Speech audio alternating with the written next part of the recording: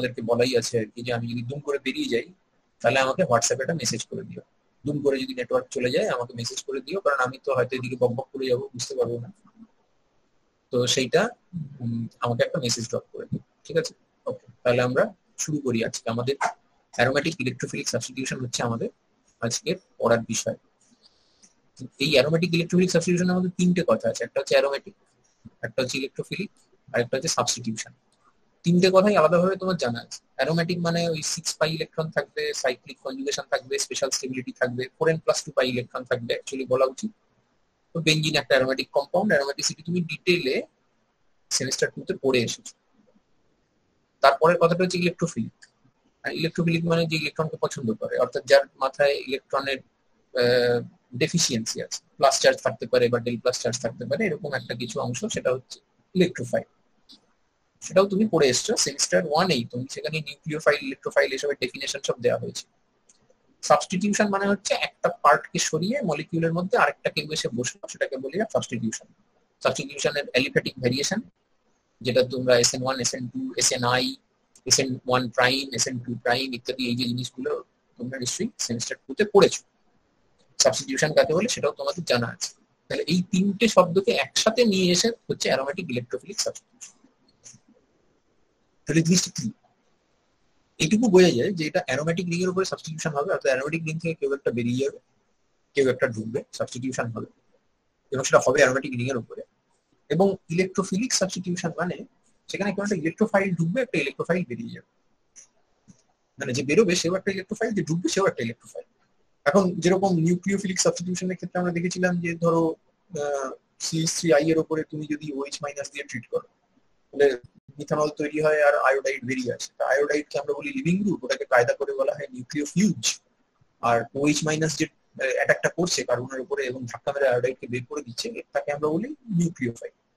আমরা এখানে একটা এক্সাম্পল দিয়েছি ওরকমই, বেঞ্জিন রিং নেওয়া হয়েছে। বেঞ্জিন রিং অ্যারোমেটিক তো? এটা অ্যারোমেটিক তো বেঞ্জিন রিং? Yes sir. কি করে বুঝলে?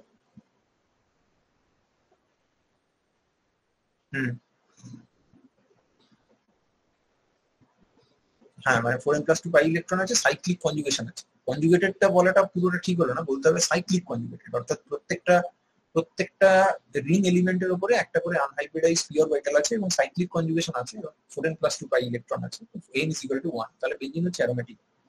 ওর একটা পার্টিকুলার হাইড্রোজেনকে আমি লিখেছি, যদিও বেঞ্জিন রিং এর সবকটা হাইড্রোজেন কিন্তু ইকুইভ্যালেন্ট, কিন্তু আমরা একটাকে লিখেছি। এবং তার পাশে আমরা একটা ইলেকট্রোফাইলকে লিখেছি NO2+। NO2+ যে ইলেকট্রোফাইল, তুমি সেই ব্যাপারে নিশ্চিত?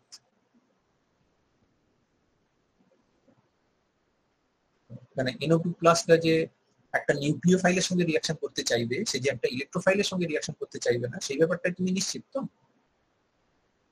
কারণ তুমি কোনো একটা জায়গা থেকে ইলেকট্রনকে বের করে এনে যদি এরকম রিঅ্যাকশন করো, এটা হতে পারে? হবে। তাহলে যে ইলেকট্রন দিচ্ছে তাকে কি বলে? নিউক্লিওফাইল। আর যে নিচ্ছে তাকে কি বলে?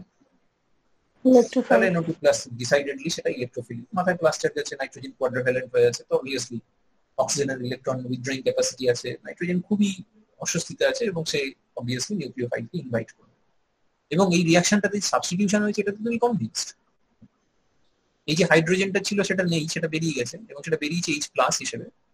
এবং নাইট্রোনিয়াম, এটাকে বলা হয় নাইট্রোনিয়াম আয়ন। এই নাইট্রোনিয়াম আয়নটা বেঞ্জিন রিং এর ভেতরে ঢুকে পড়েছে, হাইড্রোজেনকে সরিয়ে, তাহলে নাইট্রোবেঞ্জিন তৈরি হয়েছে। এই যে H+টা বেরিয়ে এসছে, এটা একটা ইলেকট্রোফাইল তো? H+টা একটা ইলেকট্রোফাইল। তুমি এরকম ভাবে তাকে ধরতে পারো তো, কোনো বেস যদি অ্যাটাক করে। হ্যাঁ, মানে সেটা Luis acid obviously which is an electrophile, therefore proton is also an electrophile। তার মানে একটা ইলেকট্রোফাইল বেরোচ্ছে, একটা ইলেকট্রোফাইল ঢুকছে, সেই জন্য এই সিস্টেমটাকে বলা হচ্ছে অ্যারোমেটিক সাবস্টিটিউশন। এবং রিঅ্যাকশন মেকানিজম দেখলে দেখা যাবে যে সেই মেকানিজমে এই যে ইলেকট্রোফাইল, এই ইলেকট্রোফাইলটা বেঞ্জিন রিং এর সঙ্গে রিঅ্যাকশন করছে, অর্থাৎ ইলেকট্রোফাইল যখন বেঞ্জিন রিং এর সাথে রিঅ্যাকশন করছে তখন বাই ডেফিনেশন বেঞ্জিন রিং কিন্তু নিউক্লিওফাইল হিসেবে কাজ করছে। এবং এই রিঅ্যাকশনে সাবস্টিটিউশন হচ্ছে, তার ফলে আমরা এটাকে বলছি অ্যারোমেটিক ইলেকট্রোফিলিক সাবস্টিটিউশন। মনে করে দেখো, তুমি কার্বন কার্বন ডাবল বন্ডের ক্ষেত্রে এরকম একটা সর্ট অফ এরকম একটা রিঅ্যাকশন করেছিল। It was not substitution, it was rather addition. এবং সেটাকে আমরা বলেছিলাম ইলেকট্রোফিলিক অ্যাডিশন, কারণ কার্বন কার্বন ডাবল বন্ডের যে high electron rich, highly electron dense রিজিয়নটা রয়েছে, সেই জায়গাটাতে একটা ইলেকট্রোফাইল এসে রিয়াক্ট করে একটা কার্বোক্যাটায়ন তৈরি হয় বা পজিটিভলি চার্জ কোনো একটা ইন্টারমিডিয়েট তৈরি হয়, এবং আরেকটা নিউক্লিওফিলিক কেউ এসে ওই ইন্টারমিডিয়েটটাকে অ্যাটাক করে, তার ফলে অ্যাডিশন হয়। এবং সেই ধরনেরই কিছু রিয়াকশন কিন্তু বেঞ্জিনের জন্য এক্সপেক্ট করেছিল লোকজন, যে ইলেকট্রোফাইল যেরকম অলিফিনের সঙ্গে রিয়াকশন করে, তাহলে বেঞ্জিনের মধ্যে যেহেতু অনেকগুলো ডাবল বন্ড আছে, তাহলে বেঞ্জিনও ইলেকট্রোফাইলের সাথে ভালোভাবে রিয়াকশন করার কথা। কিন্তু that was an unusual observation, যে বেঞ্জিন কিন্তু ইলেকট্রোফাইলের সাথে খুব রিয়াকশন করতে খুব একটা আগ্রহী নয়। অত্যন্ত পাওয়ারফুল ইলেকট্রোফাইল ছাড়া মডারেটলি রিয়াক্টিভ ইলেকট্রোফাইলদের সাথে বেঞ্জিনের খুব একটা ভালো রিয়াকশন হয় না। এবং যখন রিয়াকশন হয় তখন তাকে কিছু ইনসেন্টিভ দিতে হয়, অর্থাৎ রিয়াকশনটাকে করার জন্য তার মধ্যে কিছু ক্যাটালিস্ট দিতে হয়, এই সমস্ত নানা রকম কাণ্ড কারখানা করতে হয়। করার পর যে আউটকামটা হয় সেটা আরো সাংঘাতিক, মানে আরো আনইউজুয়াল, আরো আনএক্সপেক্টেড। যেমন আমরা এখানে দুটো রিয়াকশনকে কম্পেয়ার করছি, বেঞ্জিনের সাথে আমরা ব্রোমিনের রিয়াকশন করছি, আর সাইক্লোহেক্সিন, যেটা বেঞ্জিনের থেকে দুটো ডাবল বন্ডকে বাদ দিয়ে দিলে যেটা থাকে সাইক্লোহেক্সিন, সেইটার সাথে ব্রোমিন দিয়ে রিয়াকশন করছি। সাইক্লোহেক্সিনে ব্রোমিন ইন CCl4 দিলেই রিয়াকশন হয়ে যায়, কিন্তু বেঞ্জিনের মধ্যে ব্রোমিন CCl4 দিয়ে অনন্তকাল বসে থাকলে কোনো রিয়াকশন হবে না। তাহলে ডেফিনেটলি ইলেকট্রোফাইলের প্রতি, কারণ আমরা জানি যে ব্রোমিন অ্যাডিশন যখন হয় সাইক্লোহেক্সিন টাইপ কম্পাউন্ডে, তখন সেটা হচ্ছে ইলেকট্রোফিলিক অ্যাডিশন, একটা সাইক্লিক ব্রোমোনিয়াম আয়ন তৈরি হয়, এবং ব্রোমোনিয়াম আয়ন তৈরি হওয়ার পরে ব্রোমাইড মাইনাস অ্যাটাক করে, এবং সেখানে স্টিরিওস্পেসিফিক অ্যান্টি অ্যাডিশন হয়, এবং একটা ব্রোমিন উপরে থাকে আর একটা ব্রোমিন নিচে থাকে, ইত্যাদি ইত্যাদি। এগুলো সব আমরা পড়েছি তো এগুলো কার্বন কার্বন ডাবল বন্ডে ব্রোমিন অ্যাডিশন এই সেমিস্টারেই আমরা এটা পড়েছি। অতএব এখানে এটা আনএক্সপেক্টেড নয়, কিন্তু বেঞ্জিনের ক্ষেত্রে রিয়াকশনটা এক্সপেক্টেড ছিল, কারণ সাইক্লোহেক্সিনে একটা ডাবল বন্ড আছে, বেঞ্জিনে 3টে ডাবল বন্ড আছে, আরো ভালো রিয়াকশন হওয়ার কথা। সেটা হচ্ছে না, এবং সেক্ষেত্রে রিয়াকশনটা করার জন্য আমাকে বাইরে থেকে লুইস অ্যাসিড দিতে হচ্ছে, ফেরিক ব্রোমাইড দিতে হচ্ছে, সেটা দিলে তবে রিয়াকশন হচ্ছে। এবং তারপরেও দেখা যাচ্ছে যে সেখানে কোনো অ্যাডিশন রিয়াকশন হচ্ছে না, আমরা এই প্রোডাক্টটা পাচ্ছি না। সেখানে যেটা হচ্ছে সেটা হচ্ছে সাবস্টিটিউশন হচ্ছে, অর্থাৎ হাইড্রোজেন বেরিয়ে গিয়ে ব্রোমিন ঢুকেছে, এবং এই হাইড্রোজেনটা H+ হিসেবে বেরিয়েছে। অবভিয়াসলি এই ব্রোমিনটার, এই যে ব্রোমিন মলিকুলটা তুমি দিয়েছো, তার মধ্যে একটা হচ্ছে, তুমি একটা এন্ডকে ভাবতে পারো ব্রোমিন প্লাস, আর একটা এন্ডকে ভাবতে পারো ব্রোমিন মাইনাস। তাহলে ব্রোমিন প্লাসটা বেঞ্জিন রিং এর মধ্যে ঢুকে গেছে, আর Br মাইনাসটা বাইরে আছে। তাহলে Br মাইনাসটা H+ এর সঙ্গে রিয়াকশন করে HBr তৈরি করবে, কিন্তু HBr এ Hটা প্লাস হিসেবে আছে, তার মানে H+ বেরোচ্ছে আর Br+ ঢুকছে, কিন্তু অ্যাডিশন হয়নি। অন দ্য কন্ট্রারি, তুমি যদি সাইক্লোহেক্সিনকে দেখো, সেখানে ব্রোমিন CCl4 দিলেই রিয়াকশন হয়, তার মানে সাইক্লোহেক্সিন অনেক বেশি রিয়াক্টিভ টুয়ার্ডস ইলেকট্রোফাইলস, এবং সেখানে স্টিরিওস্পেসিফিক অ্যান্টি অ্যাডিশন হয়ে যায়, যেটা আমরা পড়ে এসেছি। সেখানে কিন্তু এই ধরনের ডাবল বন্ডের উপরে থাকা কোনো হাইড্রোজেন H+ হিসেবে বেরিয়ে যায় না, এবং ব্রোমিনের একটা ব্রোমিন প্লাস তাকে রিপ্লেস করে না, অর্থাৎ এই জায়গাটাতে সাবস্টিটিউশন হয়, এখানে কোনো অ্যাডিশন হয় না। আর সাইক্লোহেক্সিন জাতীয় নন অ্যারোমেটিক কম্পাউন্ডের ক্ষেত্রে সেখানে র্যাপিড অ্যাডিশন হয়, এখানে অ্যাডিশনটা স্লো, এখানে অ্যাডিশনটা র্যাপিড, এবং এখানে কোনো সাবস্টিটিউশন রিঅ্যাকশন দেখতে পাওয়া যায় না।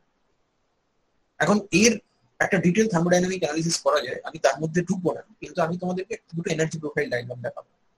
প্রথম যে এনার্জি প্রোফাইল ডায়াগ্রামটা আছে সেটা হচ্ছে সাইক্লোহেক্সিনের জন্য। সাইক্লোহেক্সিনের দুটো পসিবল রিঅ্যাকশন দেখানো হয়েছে, একটা বাঁদিকে যেটা লাল দিয়ে দেখানো হয়েছে সেটা হচ্ছে অ্যাডিশন। অ্যাডিশনের ক্ষেত্রে তুমি জানো যে এই ব্রোমিন যখন অ্যাড হবে, তখন এই কার্বন এবং এই কার্বনের দু জায়গায় ব্রোমিন অ্যাড হবে, এবং সেটা স্টিরিওস্পেসিফিক অ্যান্টি অ্যাডিশন হবে, দুটো দিকে দুটো ব্রোমিন ঢুকে যাবে। আমি স্টিরিওকেমিস্ট্রি এখানে দেখাইনি, কিন্তু প্রোডাক্টে ফাইনালি দেখানো আছে।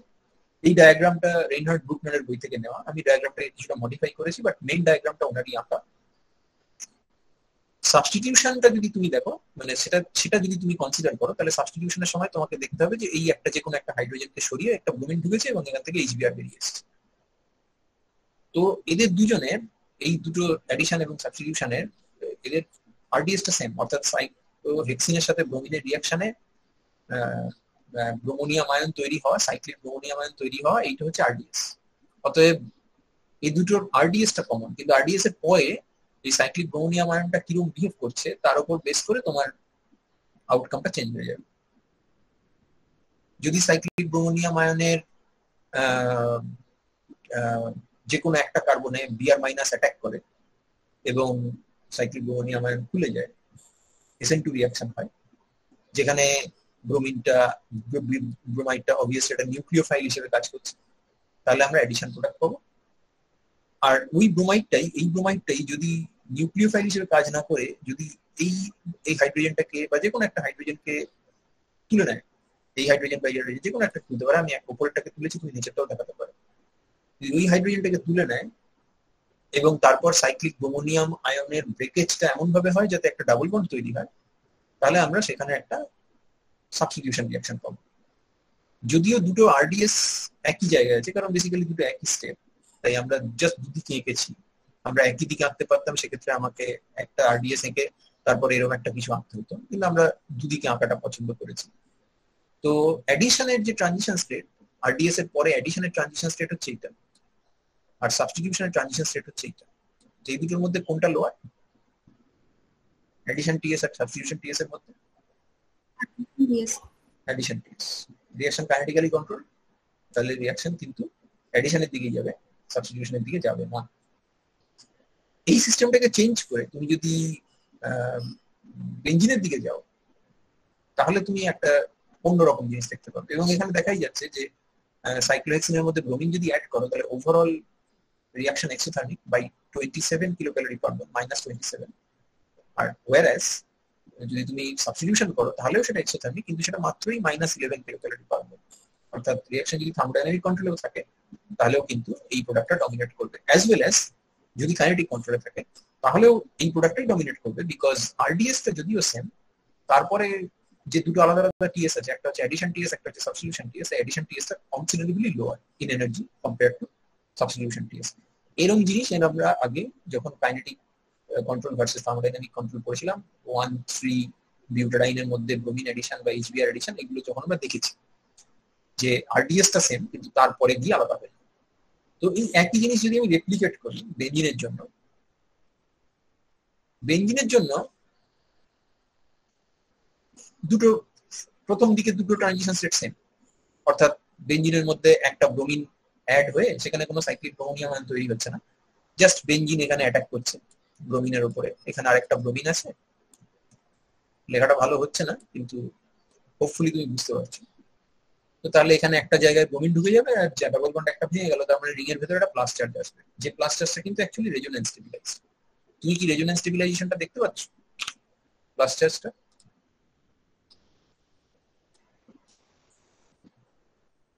বোঝা যাচ্ছে যে কার্বোক্যাটায়ন যেটা তৈরি হবে সেটা রেজোন্যান্স স্টেবিলাইজড। তাহলে এই একই কার্বোক্যাটায়ন দুদিকে তৈরি হলো, কিন্তু তারপরে সিচুয়েশনটা চেঞ্জ হয়ে যাবে। যদি তুমি এইখানে যে কার্বোক্যাটায়ন আছে সেখানে তুমি যদি বিআর মাইনাস কে নিউক্লিওফাইল হিসেবে কাজ করিয়ে সেই প্লাস চার্জকে কোয়েঞ্চ করো, অর্থাৎ তুমি যদি অ্যাডিশনের দিকে যাও, সেটা তুমি 1,2 ও করতে পারো, কারণ অ্যাডিশনটা এখানেও হতে পারে, বিআর মাইনাস এখানেও অ্যাটাক করতে পারে, তাহলে 1,2 হবে। যদি বিআর মাইনাস এখানে অ্যাটাক করে, তাহলে এই ব্রোমিনটা 1 নম্বর কার্বনে থাকলে এই কার্বনটা কত নম্বর কার্বন হচ্ছে? 4। তার মানে 1,4 এডিশন হতে পারে, because this is a allylic type system. তার মানে এখানে তুমি এটাও পেতে পারো, এটাও পেতে পারো, দু রকম প্রোডাক্ট পেতে পারো, যাই পাও তুমি খেয়াল করে দেখো সেটা কিন্তু actually endothermic, formation is endothermic. এবং তার যে ট্রানজিশন স্টেট সেটা ফার্স্ট ট্রানজিশন স্টেট থেকে অনেক উপরে আছে। তাহলে এই দুটো টিএস এর মধ্যে আরডিএস টিএস কোনটা, বাঁ দিকেরটা না ডান দিকেরটা? এইটা আরডিএস টিএস না এইটা আরডিএস টিএস? বাঁ দিকেরটা। বাঁ দিকেরটা। তার মানে যে রেজোন্যান্স স্টেবিলাইজ কার্বোক্যাটায়ন তৈরি হয়েছে তাকে যদি নিউক্লিওফাইলিক অ্যাটাক করে কোয়েঞ্চ করতে হয়, সেইটাই হচ্ছে তোমার আরডিএস ট্রানজিশন স্টেট। তবে এটা কিন্তু অনেক উঁচুতে এবং এটা থার্মোডাইনামিক্যালিও আনফেভারেবল কম্পেয়ার টু দিস। যদি তুমি এর এনার্জি প্রোফাইলের ডান দিকটা এক্সপ্লোর করো, তাহলে ফার্স্টে প্রথমে ওই ব্রোমিনের সাথে রিঅ্যাকশনে একটা ব্রোমিন যে কোনো একটা কার্বনে অ্যাড হবে এবং তারপরে রেজোন্যান্স স্টেবিলাইজ কার্বোক্যাটায়ন তৈরি হবে। সেই কার্বোক্যাটায়নটাকে কোয়েঞ্চ না করে, মানে তুমি যদি বিআর মাইনাস দিয়ে নিউক্লিওফাইলের রোল না প্লে করিয়ে তুমি যদি বিআর মাইনাস কে বেস হিসেবে কাজ করো, অর্থাৎ ও যদি এই প্রোটনটাকে খেয়ে নেয়, এবং বেসিক্যালি এটা একটা এলিমিনেশন রিঅ্যাকশনের মতো হলো সেক্ষেত্রে, কারণ কার্বোক্যাটায়নের পাশের কার্বন থেকে প্রোটন খেয়ে যদি ডাবল বন্ড তৈরি হয় তাহলে সেটা এলিমিনেশন। সেটাকে আমরা E1 এলিমিনেশন টাইপ বলতে পারি। E1 এলিমিনেশনে কি হয়, প্রথমে একটা কার্বন থাকে যেটা হচ্ছে আমরা বলি আলফা কার্বন, তার সাথে একটা লিভিং গ্রুপ থাকে, আর তারপরে এই জায়গাতে একটা বিটা কার্বন থাকে, বিটা কার্বন একটা হাইড্রোজেন থাকে। তো E1 এ কি হয়, ফার্স্টে এ বেরিয়ে যায়, তাই তো? বেরিয়ে গিয়ে কি হয়, এই যে এক্স যদি এক্স মাইনাস যদি বেরিয়ে যায় তাহলে কি হবে, এই কার্বন আলফাটা কি হবে, পজিটিভলি চার্জ, প্লাস হবে তো, কার্বোকাটায়ন হবে তো নাকি? স্যার। হ্যালো, হ্যাঁ স্যার। Yes, sir. কি হবে, কার্বোকাটায়ন হবে তো না কি হবে? হ্যাঁ স্যার, কার্বোকাটায়ন হবে। Yes, sir. কার্বোকাটায়ন হবে। তাহলে কার্বোকাটায়ন করো। এ বাবা, এতটুকুই মুছে গেল, যাই হোক। ঠিক আছে, তাহলে এর মাথায় প্লাস দাও। তুমি খেয়াল করে দেখো, এটা এর মতো না, এটা আলফা কার্বন, বিটা কার্বনে প্লাস আছে, হাইড্রোজেন আছে, প্রোটন আছে।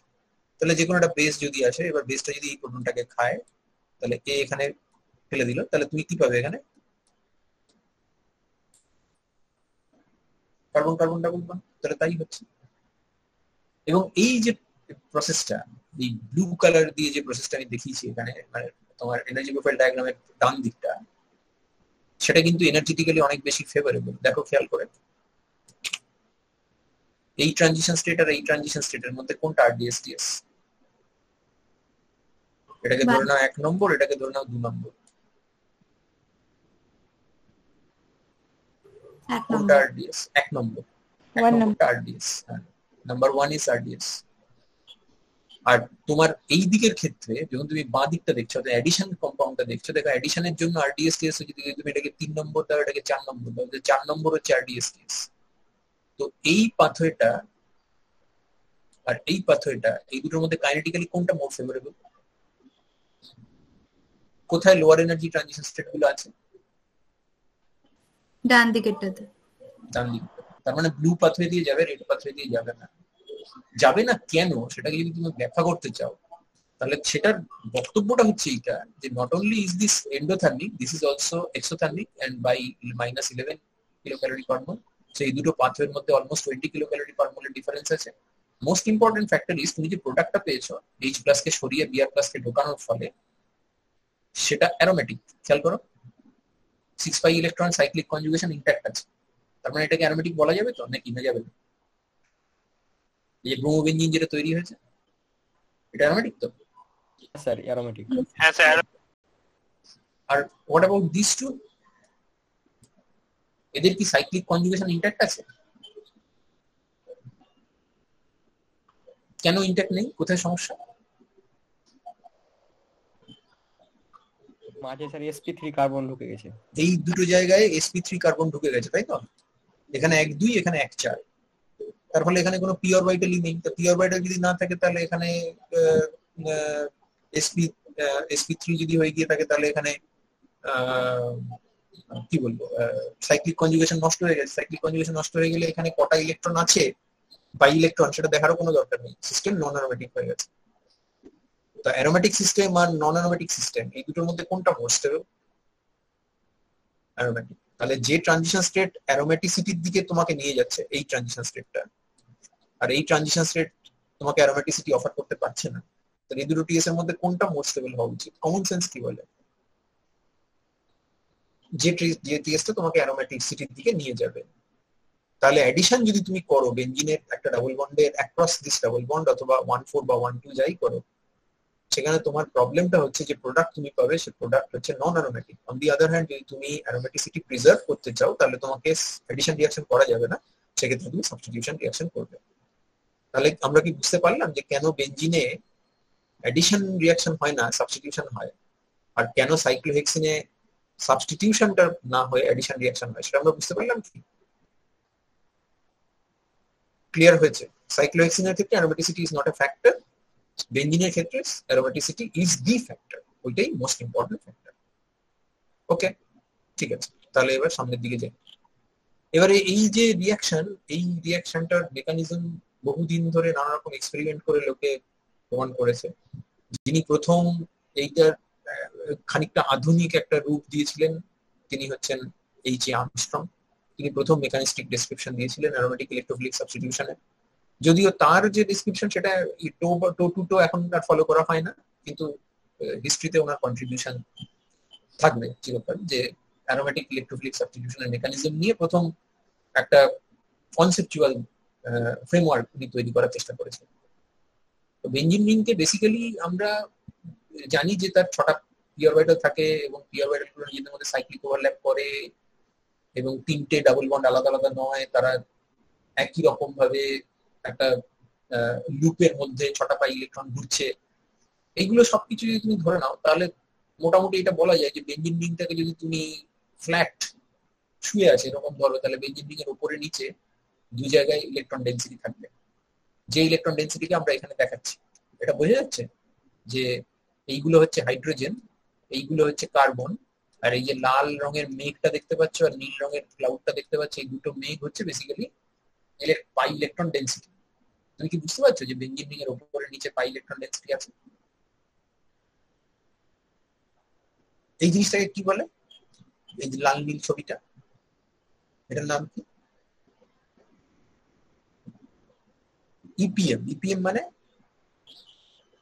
Electrostatic potential map.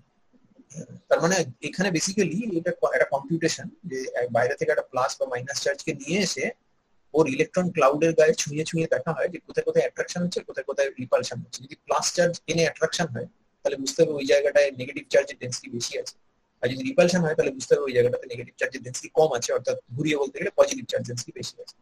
তো এটা করে দেখেছে ইপিএম। আর্মস্ট্রং যখন করেছিলেন তখন তো সব কোনো গল্পই ছিল না, ছেড়ে দাও, তখন হাইব্রিডেশনের কনসেপ্টই মানে সবে সবে মাত্র দাঁড়াচ্ছে বলতে পারা যায়। ইপিএম করে পরে দেখা গেছে যে এই যে বেঞ্জিন রিং তার উপর থেকে যদি তুমি বেঞ্জিন রিংটাকে যদি সামনে থেকে দেখো তাহলে এই যে সেন্ট্রাল পার্টটা, এই সেন্ট্রাল পার্টটাতে যথেষ্ট পরিমাণে ইলেকট্রন ডেন্স রিজিয়ন থাকে এবং এই লাল রংটা সেটা সিগনিফাই করছে। এবং যত তুমি এই সেন্ট্রাল পার্ট থেকে বাইরের দিকে পেরিফেরির দিকে মাইগ্রেট করো তত দেখা যায় যে ইলেকট্রন ডেন্সিটি কমে যাচ্ছে। এবং এই মডেল অনুযায়ী প্রথম যে ইন্টারাকশনটার কথা ভাবা হয়েছিল আর্মস্ট্রং এর অনেক পরে, এগুলো আর্মস্ট্রং এর পরে ভাবা হয়েছিল, যেটা হচ্ছে প্রথমে একটা পাই কমপ্লেক্স জাতীয় জিনিস তৈরি হয়। এই পাই কমপ্লেক্স আমরা এর ক্ষেত্রেও দেখেছি, অ্যালকিনের ক্ষেত্রেও দেখেছি, যে যেখানে কোনো মানে কোনো নন কোভ্যালেন্ট মানে কোনো একটা কোভ্যালেন্ট বন্ড তৈরি হয় না কার্বন কার্বন ডাবল বন্ড ওয়ালা কম্পাউন্ডের সঙ্গে ইলেকট্রোফাইলটা, কিন্তু there is a electrostatic attraction. কারণ ইলেকট্রোফাইল হচ্ছে তার মাথায় ডেল প্লাস চার্জ আছে অথবা সেটা ফুল ব্লোন পজিটিভ চার্জ আছে, এবং এই যে ডেন্সিটি এই যে অংশটা, এই অংশগুলো হচ্ছে হাইলি ইলেকট্রন রিচ রিজিয়ন। তাহলে সেই অংশটা তোমার ওই ইলেকট্রোফাইলের সাথে একটা ইলেকট্রোস্ট্যাটিক অ্যাট্রাকশন এস্টাবলিশ করতে পারে, এবং সেইখানে যে জিনিসটা তৈরি হয় সেটাকে বলা হয় পাই কমপ্লেক্স। এটা এমন নয় যে ই প্লাসটা ইন্ডিপেন্ডেন্টলি ঘুরে বেড়াচ্ছে, ই প্লাসটা কিন্তু বেঞ্জিন রিং এর যে পাই ক্লাউড তার সাথে একটা ডেফিনিট ইন্টারাকশন এসছে, সেই ইন্টারাকশনটা কি বলছে পাই কমপ্লেক্স। কিন্তু do not think that this is actually a sigma bond. It is not a sigma bond, এটা জাস্ট একটা electrostatic attraction, there is no covalent bond there, ওটা কোনো বন্ড না। এবং তার প্রমাণ কি? প্রমাণ হচ্ছে যে যদি তুমি টলুইন নাও এবং তার সাথে হাইড্রোজেন ক্লোরাইডকে নাও, মানে হাইড্রোক্লোরিক অ্যাসিড না, হাইড্রোজেন ক্লোরাইড, -78 ডিগ্রি সেন্টিগ্রেডে, সেখানে নানা রকম ফিজিক্যাল কনস্ট্যান্ট মেপে দেখা গেছে যে সেখানে একটা 1:1 কমপ্লেক্স তৈরি হয়, যেখানে একটা টলুইন মলিকিউল আর একটা এইচসিএল মলিকিউল নিজেদের মধ্যে একটা অ্যাসোসিয়েটিভ ইন্টারাকশনে থাকে। আবার এটা যে সত্যি যে এইচসিএলটা টলুইনের সঙ্গে অ্যাকচুয়ালি কোভ্যালেন্ট বন্ড এস্টাবলিশ করে ফেলেছে, অর্থাৎ এইচ প্লাসটা দিয়ে দিয়েছে এইচসিএল টলুইনকে, সেটাও নয়। তার কারণ এইচসিএল এর জায়গায় ডিসিএল দিয়ে এক্সপেরিমেন্ট করেছে, ডয়টেরিয়াম ক্লোরাইড দিয়ে এক্সপেরিমেন্ট করেছে। ডয়টেরিয়াম ক্লোরাইড দিয়ে এক্সপেরিমেন্ট করে দেখেছে যে যদি সত্যি হাইড্রোজেনের সাথে এইচসিএল দিলে যদি হাইড্রোজেনের সাথে টলুইনের কার্বনের বন্ড তৈরি হয়ে যেত, তাহলে ডিসিএল দিলে ডয়টেরিয়ামের সাথে টলুইনের কার্বনের বন্ড তৈরি হতো। সেরকম কোনো বন্ড কিন্তু তৈরি হচ্ছে না, ওখানে কোনো ডয়টেরিয়াম এক্সচেঞ্জ হয় না।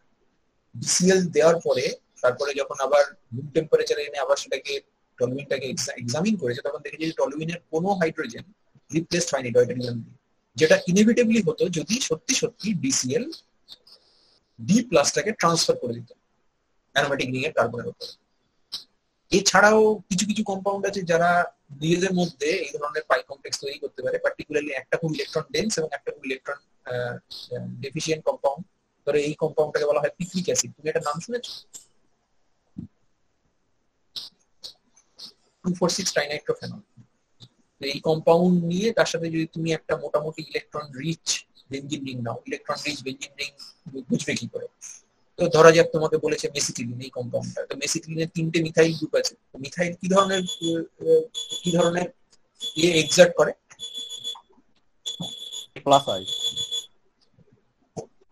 প্লাস আই এবং হাইপার কনজুগেশন, তার মানে ইলেকট্রন রিলিজিং এফেক্ট ও এক্সার্ট করে। তো ইলেকট্রন রিলিজিং এফেক্ট যদি এক্সার্ট করে তাহলে এই রিংটার মধ্যে ইলেকট্রন ডেনসিটি কি হবে? বাড়বে না কমবে?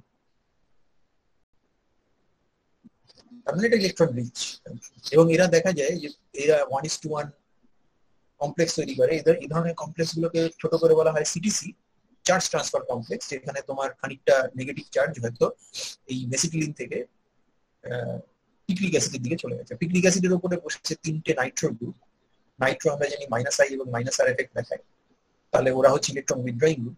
তো ওই যদিও এখানে প্লাস আর এফেক্ট দেখাবে, 3টে নাইট্রো প্রেজেন্সের জন্য এই রিংটা কিন্তু ইলেকট্রন ডেফিশিয়েন্ট হয়ে যাবে এবং সে ইলেকট্রন রিচ অ্যারোমেটিক রিং এর সঙ্গে এই ধরনের পাই কমপ্লেক্স তৈরি করতে সক্ষম, এই ধরনের অ্যাডাপ্ট তৈরি করতে পারে। এবং তাদের নানা রকম কালার হয়, সেগুলোকে স্পেকট্রোস্কোপিক্যালি এক্সামিন করা হয়। এটা এস্টাবলিশ করেছে যে এখানে সত্যি সত্যি এই দুটো রিং এর মধ্যে কিন্তু কোনো কোভ্যালেন্ট বন্ড নেই, যেটা আছে সেটা হচ্ছে একটা ইলেকট্রোস্ট্যাটিক অ্যাট্রাকশন। তো এটা একটা প্রকৃষ্ট উদাহরণ পাই কমপ্লেক্সের। এরপরে যে ভদ্রলোক এটা নিয়ে ডিটেল কাজ করেছিলেন এবং যার দেওয়া মেকানিজমটা প্র্যাকটিক্যালি এখনো চলে, তিনি হচ্ছেন জিডব্লিউ হোয়েল্যান্ড।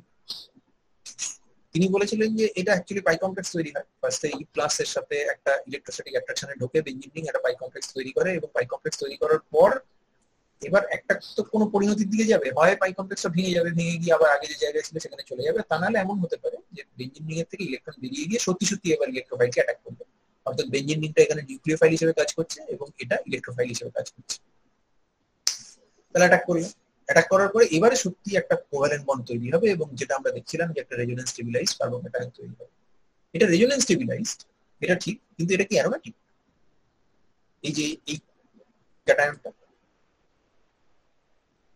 স্যার অ্যারোমেটিক না। অ্যারোমেটিক নয়। কেন নয়? অ্যারোমেটিক নয়,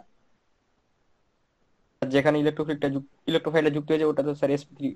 হ্যাঁ, যেখানে ইলেকট্রোফাইলটা এসছে সেখানে 4টে সিগমা বন্ড আছে, তাহলে ওখানে কি কোনো পাই অরবিটাল পি অরবিটাল থাকতে পারে? না, ওর হাইব্রিডেশন কি? sp3 sp3। তাহলে ওখানে কোনো পি অরবিটাল থাকতে পারে না, তাহলে সাইক্লিক কনজুগেশন তো হবে না, তাহলে অ্যারোমেটিসিটি নষ্ট হয়ে গেছে। 1 মিনিট দাও, 1 মিনিট দাও।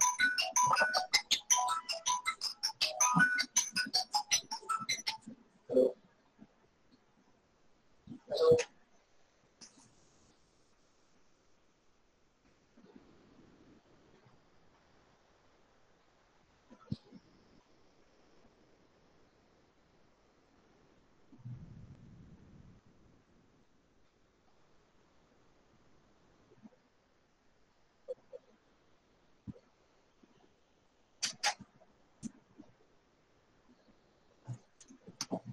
হ্যাঁ শুনতে পাচ্ছ কথা?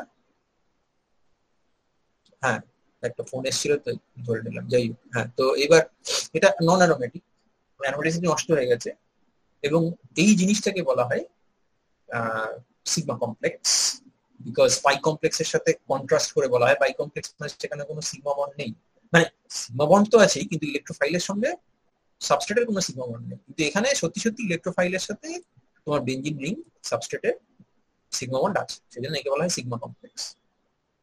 এবং এরকম জিনিস দেখেছে যে অ্যাকচুয়ালি HCl দিয়ে যেরকম টলুইনের মধ্যে দেখেছিল পাই কমপ্লেক্স হচ্ছে, সেরকম HCl AlCl3 যদি দেওয়া যায় বেঞ্জিনের মধ্যে, তাহলে সেখানে বেঞ্জিনের প্র্যাকটিক্যালি সেটা কালারলেস একটা কম্পাউন্ড, কিন্তু তার মধ্যে AlCl3 HCl দিয়ে দিলে সেখানে একটা কালার সলিউশন ফর্ম হয় এবং সেখানে দেখা যায় যে সেখানে তার ইলেকট্রিক্যাল কন্ডাক্টিভিটি অনেক বেড়ে যায়, কারণ সেখানে আয়োনাইজেশন হয়েছে, এই জাতীয় একটা কিছু চিন্তা করা যেতে পারে। এবং ভাবা হয় যে এখানে H+টা এই রিং এর মধ্যে দিয়ে দিয়েছে HCl, তাহলে এখানে যে কোনো একটা কার্বন, কারণ 6টা কার্বন ইকুইভ্যালেন্ট, তুমি 2টো হাইড্রোজেনকে রেখেছো, বাকি 5টা কার্বনকে তুমি একত্রে প্লাস চার্জ দিয়ে দেখাচ্ছ যে এখানটায় একটা ডিলোকালাইজড পেন্টাডাইনাইল ক্যাটায়ন গোছের জিনিস আছে এবং তার সাথে AlCl4- এই অ্যানায়নটা আছে, তার মানে এখানটায় আয়োনাইজেশন হয়েছে এবং এখানে ইলেকট্রিক্যাল কন্ডাক্টিভিটি বাড়বে। তো অবভিয়াসলি এটা একটা সিগমা কমপ্লেক্সের উদাহরণ। এবং এখানে যদি তুমি DCl AlCl3 দাও, তাহলে যখন তুমি রিঅ্যাকশন শেষ করবে এবং রিঅ্যাকশনকে রিকভার করবে, তখন দেখা যাবে যে এই যে রিকভার্ড বেঞ্জিন, সেই রিকভার্ড বেঞ্জিনে কোনো একটা হাইড্রোজেনের জায়গায় বা মাল্টিপল হাইড্রোজেনের জায়গায় ডয়টেরিয়াম ঢুকে গেছে। কারণ যদি তুমি এই সেলের জায়গায় ডিসিএল ইউজ করো, তাহলে এইখানটায় ডিসিএল আছে, তার মানে এই দুটো হাইড্রোজেনের মধ্যে একটা ডয়টেরিয়াম হবে, সেই ডয়টেরিয়ামটা বাইরে থেকে এসছে। এবার যখন তুমি এটাকে কোয়েঞ্চ করবে, যখন রিঅ্যাকশনকে শেষ করে দেবে, তখন এ তো আর নন অ্যারোমেটিক অবস্থায় থাকবে না, অ্যারোমেটিক অবস্থায় ফিরে যাবে, অ্যারোমেটিসিটি রিগেন করবে। অ্যারোমেটিসিটি যখন রিগেন করবে তখন ও ডি প্লাস কে ছেড়ে দিতে পারে, যদি ডি প্লাস কে ছেড়ে দেয় তাহলে ও বেঞ্জিনে ফেরত চলে যাবে, কিন্তু ডি প্লাস কেও নাও ছাড়তে পারে, ও এইচ প্লাস কেও ছাড়তে পারে। ইনফ্যাক্ট কার্বন ডয়টেরিয়াম আর কার্বন হাইড্রোজেন এই দুটো বন্ডের মধ্যে কোনটা স্ট্রঙ্গার বন্ড, কোনটাকে ভাঙতে কষ্ট হয় বেশি, এটা আমরা পড়েছিলাম আমরা যখন সেম টুতে কার্বন ছিলাম, নাইট্রোজেন সেম টুতে ছিলাম। Carbon dioxide nitrogen primary kinetic isotope effect, PKIE. আমরা সেটা জানি যে যদি রেডিটারমিনিং স্টেপে কার্বন ডয়টেরিয়াম বন্ড ভাঙে এবং কার্বন হাইড্রোজেন বন্ড ভাঙে, তাহলে আমরা পিকেআই পাই। এবং সেখান থেকে আমরা এটা যেটা জেনেছিলাম যে সিএইচ আর সিডি এই দুটোর মধ্যে সিএইচ বন্ডটার উইকার, ওটা ভাঙার লাইকলিহুড বেশি, কাজে এখানে সিএইচ বন্ডটা হয়তো মোর লাইকলি ভাঙবে, সেক্ষেত্রে তুমি ডিউটারেটেড বেঞ্জিন পাবে। এবং দ্যাট প্রুভস যে ডিসিএল এলসিএল3 দিয়ে এক্সপোজ করার পর বেঞ্জিনের সঙ্গে, বেঞ্জিনের যে কোনো একটা কার্বনের সঙ্গে ডয়টেরিয়ামের অ্যাকচুয়ালি একটা ফর্মাল কোভ্যালেন্ট বন্ড তৈরি হয়েছিল, আদারওয়াইজ এই হাইড্রোজেনকে রিপ্লেস করে ডয়টেরিয়াম ঢুকতে পারতো না। So this is one kind of electrophilic substitution where H+ is replaced by D+, and that goes to show যে অ্যাকচুয়ালি ডয়টেরিয়ামের সাথে এই কার্বনের একটা ফর্মাল সিগমা বন্ড তৈরি হয়েছে। তো ঠিক আছে, সিগমা এটাকে এই যে ইন্টারমিডিয়েটটা তৈরি হলো, এটাকে হোয়েল্যান্ডের অনারে এটাকে হোয়েল্যান্ড ইন্টারমিডিয়েট বলে। অ্যাকচুয়ালি হোয়েল্যান্ড একা কাজটা করেননি, সাইমালটেনিয়াসলি অনেকগুলো গ্রুপ এখানে ছিল। তার মধ্যে একজন ছিলেন হার্বার্ট ব্রাউন, যার নাম তুমি হয়তো শুনে থাকবে, ব্রাউন হাইড্রোপোরেশন এবং sodium borohydride lithium aluminium hydride reduction যখন তুমি পড়বে তখন ওনার নাম শুনবে। উনিও এটা নিয়ে কাজ করেছেন, অনেকে এটাকে ব্রাউন সিগমা কমপ্লেক্সও বলে। এছাড়া আরো দুজন সায়েন্টিস্ট ছিলেন, ফাইফার এবং উইজিনগার, তাদের নামেও এটাকে বলা হয়। তবে মোস্ট বইতে এটাকে হোয়েল্যান্ড ইন্টারমিডিয়েট বলে বলা হয়।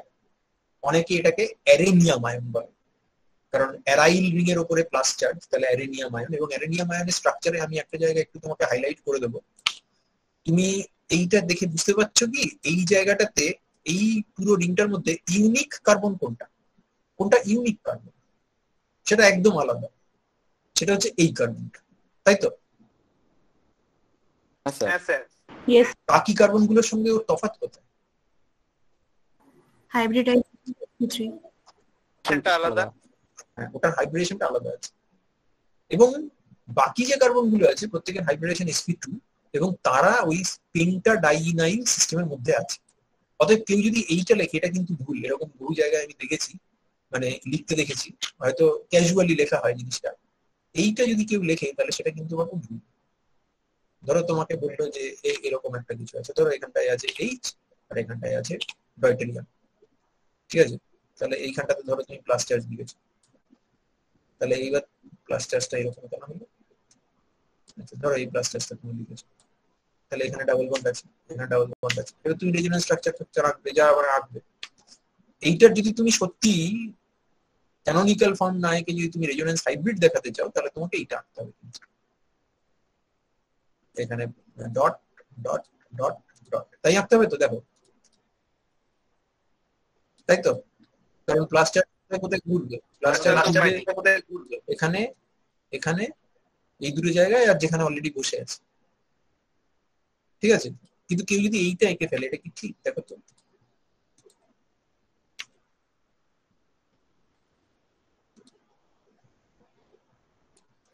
এটা কি ঠিক?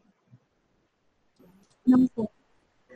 তার কারণ এই কার্বনটাতে তো অলরেডি ফর্মাল 4টে বন্ড ছিল, তারপর আবার একটা ব্রোকেন বন্ড, পার্শিয়াল বন্ড, এবং এটা তো ট্রানজিশন স্টেট নয়, এটা তো ইন্টারমিডিয়েট। ট্রানজিশন স্টেটে এই ধরনের স্ট্রাকচার হয়তো দেখা গেলেও যেতে পারে, কিন্তু ইন্টারমিডিয়েট এই ধরনের স্ট্রাকচার আমরা কি করে দেখবো? তার মানে এইখানটাতে এটা কিন্তু কমপ্লিটলি রং, এটা যেন মাথায় থাকবে আঁকার সময়। তাহলে সিগমা কমপ্লেক্স আঁকার সময় তাহলে কেয়ারফুল থাকবে, যে কার্বনটা sp3 তাকে বাদ দিয়ে সবকটা কার্বনের গা দিয়ে তুমি লেখো, মানে ডট ডট ডট ডট দিয়ে। অনেকে এটাকে গোল করে লেখে, অনেকে এইভাবে লেখে, তাতে কিছু না, এটা নতুন জিনিস কিছু না। ধরো হাইড্রোজেন ডয়টেরিয়াম এরকম লিখলো, তারপরে হয়তো বললো যে এরকম করে লিখলো।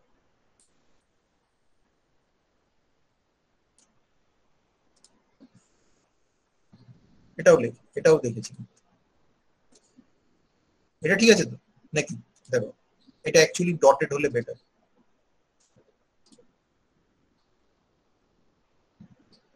এটা ঠিক আছে তো নাকি ঠিক নেই? হ্যাঁ, কিন্তু এই কার্বনটার গায়ে ধারে কাছে আসা যাবে না, এই হচ্ছে কথা। বোঝা গেল সিগমা কমপ্লেক্স কিভাবে আঁকবে? তো এরপর কি হবে? সিগমা কমপ্লেক্স তো তৈরি হলো, তারপর কি হবে? সিগমা কমপ্লেক্স তৈরি হওয়ার পর দুটো অপশন আছে। এই ই প্লাস যখন এসছে তার সাথে একটা এনইউ মাইনাস বসে কেউ থাকবে। এই এনইউ মাইনাসটা হয় এই এনইউ মাইনাস এখানে অ্যাটাক করতে পারে, যদি করে তাহলে অ্যাডিশন হবে, কিন্তু সেক্ষেত্রে তুমি যে কম্পাউন্ডটা হবে সেটা অ্যারোমেটিক হবে না, অতএব ওটার অ্যাক্টিভেশন এনার্জি অত্যন্ত হাই, ওটা হবে না, তাহলে এটা হবে না। আর যেটা করতে পারে এনইউ মাইনাস নিউক্লিওফাইল হিসেবে কাজ না করে বেস হিসেবে কাজ করলো, ওই যে কার্বনে ই প্লাস ঢুকেছিল তার থেকে প্রোটন খেলো এবং তার পাশে ডাবল বন্ড তৈরি করে অ্যারোমেটিসিটি রিগেন করিয়ে দিয়ে বেরিয়ে গেল। এই হচ্ছে তোমার মূল প্রতিপাদ্য বিষয়। এখানে কিন্তু আমরা দুটো স্টেপে রিয়াকশনটা দেখিয়েছি। এখানে আমরা পাই কমপ্লেক্সটাকে বাদ দিয়েছি। অনেক সময় পাই কমপ্লেক্সকে ধরে লেখা হয়, কিন্তু অনেক সময় পাই কমপ্লেক্সকে বাদ দিয়েও লেখা হয়। তোমাদের লেভেলে তুমি পাই কমপ্লেক্সকে নেগলেক্ট করতে পারো যদি তোমাকে এক্সপ্লিসিটলি বলে না দেয় যে পাই কমপ্লেক্স তৈরি হচ্ছে, এটা ধরে নিয়ে মেকানিজম দেখাও, তাহলে তোমাকে আগে পাই কমপ্লেক্স তৈরি করা দেখাতে হবে। কিন্তু জেনারেলি সেটা বলে না। তোমাদের জন্য তোমাদের লেভেলে এই দুটোই ঠিক আছে, কিন্তু মাথায় রেখো যে অ্যাকচুয়ালি পাই কমপ্লেক্স কিন্তু তৈরি, ঠিক আছে? এবার এই সিগমা কমপ্লেক্স তৈরি হচ্ছে তার প্রমাণ কি? যেমন HCl AlCl3 দিয়ে দেখেছিল কালার চেঞ্জ হয়ে যাচ্ছে, কন্ডাক্টিভিটি চেঞ্জ হচ্ছে, এরকম বহু এক্সাম্পল, বহু স্টাডি করেছে এটাকে। অনেক বড় বড় অর্গানিক কেমিস্ট এই জায়গাতে ইনভলভ ছিল। তার মধ্যে ডোয়েরিন একজন, ভন ডোয়েরিন, তিনি একটা বিউটিফুল এক্সপেরিমেন্ট করেছিলেন। হেক্সামিথাইল বেঞ্জিন দিয়েছিলেন, যেখানে প্রত্যেকটা কার্বনের উপর একটা করে মিথাইল দেওয়া আছে, এবং সেখানে তিনি দিয়েছিলেন মিথানল H2SO4। এবার মিথানল H2SO4 দিলে অবভিয়াসলি এইটা হবে, এটা হবে তো? স্যার হবে। এটা একটা সোর্স অফ এনি প্লাস হতে পারে, কারণ OH2 প্লাস তো গুড লিভিং গ্রুপ হয়ে গেছে। হ্যাঁ স্যার, হ্যাঁ স্যার হতে পারে। হতে পারে। এটা হতে পারে। তো এখন এনি প্লাস যে হবে, মানে এনি প্লাস হয়তো সত্যি হবে না, কিন্তু এরকম হতে পারে যে এ এখানে অ্যাটাক করলো এবং তারপরে OH2 প্লাস কে ধাক্কা মেরে বের করে দিল। তার মানে as far as this molecule is concern এটা SN2 রিঅ্যাকশন, কিন্তু as far as this molecule is concern এটা কিন্তু একটা ইলেকট্রোফিলিক অ্যাডিশন হলো, একটা এমি গ্রুপ ঢুকলো এখানে। এবার এই জায়গাটা যদি হাইড্রোজেন থাকতো তাহলে এই প্রোটনটাকে খেয়ে নিত, খেয়ে নিয়ে H2SO4 তৈরি করতো, এখানে ডাবল বন্ড তৈরি করে দিত এবং তুমি অবভিয়াসলি তোমার প্রোডাক্ট পেয়ে যেত। কিন্তু এই জায়গাতে তো হাইড্রোজেন নেই, ইনফ্যাক্ট কোথাওই কোনো কার্বনের উপরেই হাইড্রোজেন নেই। অর্থাৎ মিথাইল যখনই অ্যাটাক করুক না কেন, মানে এই রিংটা যে কার্বন দিয়েই এই মিথাইলকে অ্যাটাক করুক, কোথাওই অ্যারোমেটাইজ করার সুযোগ পাবে না। এবং এর যে কাউন্টার পার্টটা আছে, এর কাউন্টার পার্টটাও যথেষ্ট পরিমাণে রেজোনেন্স স্টেবিলাইজ, কারণ দুটো সালফার অক্সাইড ডাবল বন্ড আছে, তার মানে এটা নিউক্লিওফিলিসিটি বেসিসিটি দুটোই খুব পুয়ার। এই জিনিসটার একটা এনএমআর স্পেকট্রাম করেছে। এবার এনএমআর স্পেকট্রাম জিনিসটা কি? সেটা হচ্ছে কত রকমের হাইড্রোজেন আছে সেটা খুঁজে বার করে এনএমআর স্পেকট্রাম। অত্যন্ত পাওয়ারফুল টেকনিক। এবং এনএমআর দেখিয়েছিল যে এই সিস্টেমটা, যেটা হেক্সামিথাইল বেঞ্জিনের সঙ্গে মিথানল H2SO4 মিশিয়ে দিলে লো টেম্পারেচারে যে সিস্টেমটা তৈরি হয়, সেটা এনএমআর করে দেখা গেছিল। ডোয়েরিং এর রিপোর্ট ছিল যে এখানে 4 রকমের প্রোটন আছে, এবং 4 রকমের প্রোটন যে আছে তাদের রেশিওটা হচ্ছে 3:6:6:6:6। এটা কিরকম ভাবে হচ্ছে? তুমি যদি এই সিগমা কমপ্লেক্সের দিকে তাকাও তাহলে দেখবে এই দুটো ব্লু মিথাইল এরা ইকুইভ্যালেন্ট। তো বাকি মলিকিউলের রেসপেক্টে অনেকগুলো মিথাইল আছে এখানে, কিন্তু এইখানে যে 7টা মিথাইল আছে সেই 7টা মিথাইলের এই দুটো ব্লু মিথাইল ইকুইভ্যালেন্ট। সেটা তুমি মানবে না মানবে না? হ্যাঁ স্যার। হ্যাঁ স্যার। তুমি মানবে কি করে, মানে বুঝবে কি করে? আর মিথাইলকে সরিয়ে একটা এক্স নিয়ে এসো না, মিথাইলকে সরিয়ে এক্স নিয়ে আসো। একবার সামনের দিকে মিথাইলটাকে সরিয়ে এক্স নিয়ে আসো, আর একবার পেছনের দিকে মিথাইলকে সরিয়ে এক্স নিয়ে আসো। এই জিনিসটা তুমি কোথায় করেছিলে? এই একই রকম দেখতে হোমোমরফিক গ্রুপকে সরিয়ে সরিয়ে অন্যরকম গ্রুপ এনে এনে দেখতে যে কি জিনিসটা কি তৈরি হচ্ছে। যে দুটো জিনিস তৈরি হলো তারা নিজেদের মধ্যে কি হোমোমান নাকি এনানসিওমান নাকি ব্যাসকিওমান কি কখন করেছিল এগুলো? কোন জায়গায় করেছিল? ছিল টপিসিটি লেসন সময় যখন তুমি টপিসিটি শিখেছো। তাহলে এই দুটো মিথাইল কি? এটা কি টপিসিটি রিলেশন অনুযায়ী এরা কি? এরা হোমোটপিক। এবং এরা যে হোমোটপিক সেটা তুমি সিমেট্রি ক্রাইটেরিয়া দিয়ে বুঝতে পারো। সিমেট্রি ক্রাইটেরিয়া কোন সিমেট্রি ক্রাইটেরিয়া দিয়ে বোঝা যায় যে তারা হোমোটপিক? যদি তারা সিএন দিয়ে এক্সচেঞ্জ হয়, তাই তো, যেখানে এন ইজ গ্রেটার দেন 1, তাই তো? তো দেখো তো এখান দিয়ে স্যাক জানা যায়, দেখো তো। তাহলে তাহলে মিথাইল এক্সচেঞ্জ হবে, দুটো রেড মিথাইল এক্সচেঞ্জ হবে, দুটো ম্যাজেন্টা মিথাইল এক্সচেঞ্জ হবে, আর ব্ল্যাক মিথাইলটা ইউনিক। তাহলে ক রকমের মিথাইল আছে এখানে? তাদের সংখ্যাটা দেখো তো। রেড মিথাইল হাইড্রোজেন কটা আছে? 6টা। ম্যাজেন্টা মিথাইল হাইড্রোজেন 6টা, ব্লু মিথাইল হাইড্রোজেন 6টা, আর ব্ল্যাক মিথাইল হাইড্রোজেন 3টে। তাহলে 4 রকমের হাইড্রোজেন কোন রেশিওতে তুমি পাবে? 3:6:6:6:6 পাবে তো, নাকি পাবে না বলো? Yes sir. পাওয়া গেছে। তাহলে এই যে অবজারভেশন যে 4 রকমের হাইড্রোজেন আছে এবং সেই 4 রকমের হাইড্রোজেন রেশিওটা হচ্ছে, তুমি যদি সিম্পল রেশিও করো কি হবে? তুমি যদি সিম্পল রেশিও করো তাহলে 1:2:2:2 হবে। মানে অ্যাকচুয়ালি রেশিওটা তো হচ্ছে 3:6:6:6:6, সেটা তুমি অ্যাকচুয়ালি পাবে হচ্ছে রিলেটিভ রেশিও 1:2:2:2 রেশিওতে। That is consistent with my proposal or the proposal of the sigma complex. Doering এর এক্সপেরিমেন্ট থেকে কিন্তু ভেরিফাইড হয়েছিল এবং উনি তারপরে আরো অনেক কম্পাউন্ডে এরকম আরো অনেকগুলো সিগমা কমপ্লেক্সের নির্মাণ করেছিলেন। কোনো সিগমা কমপ্লেক্স আবার এরকম আছে যে তাদের ধরো এই ধরনের সিগমা কমপ্লেক্স গুলো, এখানে দেখো তো এই রিংটার উপরে কোথাও হাইড্রোজেন আছে? না স্যার। তাহলে অ্যারোমাটাইজ করতে পারে কি? ধরো ক্লোরিন ঢুকেছে এখানে, Cl+ ঢুকেছে, যদি ঢোকে তাহলে এখানে অ্যারোমাটাইজ করতে পারে কি? স্যার অ্যারোমেটাইজ হবে না। অ্যারোমাটাইজ করতে পারে না, কারণ এই জিনিস ইনফ্যাক্ট এই জিনিস তোমার কি বলবো এটাকে, এটা ক্রিস্টালাইন সল্ট হিসেবে পাওয়া যায়। ধরো তুমি এই জায়গাটাতে যদি ক্লোরিন HbCl5 দিয়ে রিঅ্যাকশন করো তাহলে এখানে তুমি সিগমা কমপ্লেক্সটাকে ক্রিস্টালাইন সল্ট হিসেবে পাবে। তারপরে এই সিগমা কমপ্লেক্সটার কথা ভাবো। এই সিগমা কমপ্লেক্সটার স্পেশালিটি হচ্ছে, ধরো এখানে হাইড্রোজেন আছে কিন্তু, তার মানে ও কিন্তু খুব সহজেই চাইলে অ্যারোমাটাইজ করতে পারে, কিন্তু তাও ক্রিস্টালাইন সল্ট হিসেবে পাওয়া যায়। কেন পাওয়া যায়? তার একটা কারণ হচ্ছে, তুমি বেস হিসেবে যদি একে ভাবো, এর বেসিসটি কি খুব ভালো হবে? এই যে পারক্লোরেট অ্যানায়ন, এটা কি খুব হাইলি বেসিক হবে? কি মনে হয় তোমার? না স্যার, একবারে low basic. Very very low basic. তাহলে এই HClO4 এর পিকে ভ্যালুটা কিরকম হওয়া উচিত? বেশি না কম?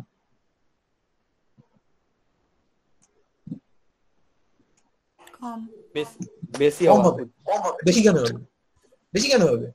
এই তো বললে যে এর কোনো বেসিসিটি নেই। বেসিসিটি নেই মানে উইক বেস। এই যদি উইক বেস হয় তাহলে তার কনজুগেট অ্যাসিড কি হবে? Strong acid.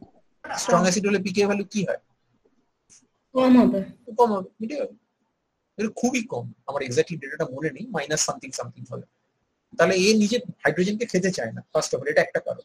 দ্বিতীয় কারণটা হচ্ছে, এই যে গ্রুপগুলো আছে তুমি বুঝতে পারছো যে এই নাইট্রোজেনটার -I আর +R এফেক্ট আছে।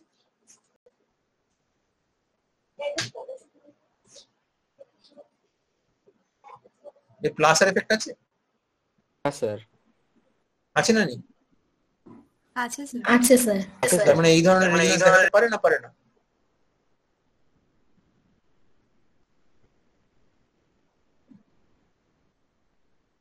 পারে তো? এই ধরনের রেজোনেন্স দেখাতে পারে স্যার। তার মানে তোমার অ্যাডিশনাল রেজোনেন্স স্টেবিলাইজেশন আছে সিগমা কমপ্লেক্সের, কাজে একে তুমি সল্ট হিসেবে আইসোলেট করতে পারো। এবং অবভিয়াসলি এগুলো সল্ট হিসেবে ক্রিস্টালাইন সল্ট হিসেবে যদি আইসোলেট করা যায় তাহলে তার এক্সরে ক্রিস্টালোগ্রাফিও করা যায় এবং তার থেকে ইউ ক্যান ডিসাইড যে হ্যাঁ সত্যি এই ধরনের জিনিসপত্রই আছে যা দেখছে।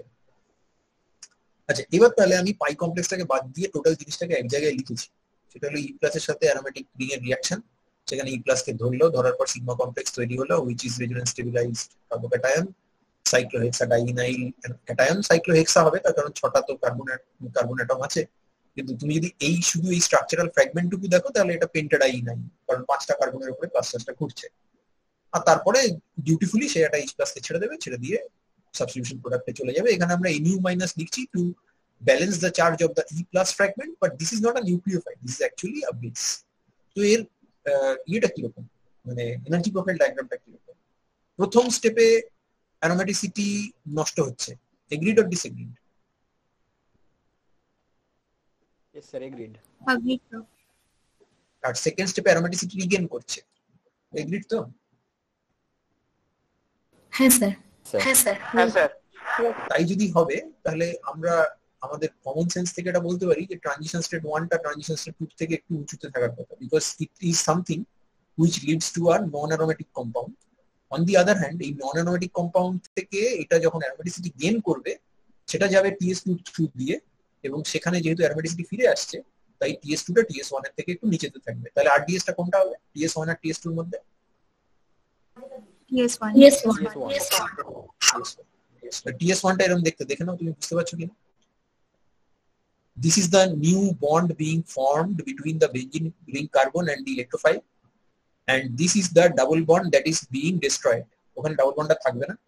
This is the del plus charge which is being developed. ওখানে তৈরি হচ্ছে, আস্তে আস্তে তৈরি হচ্ছে।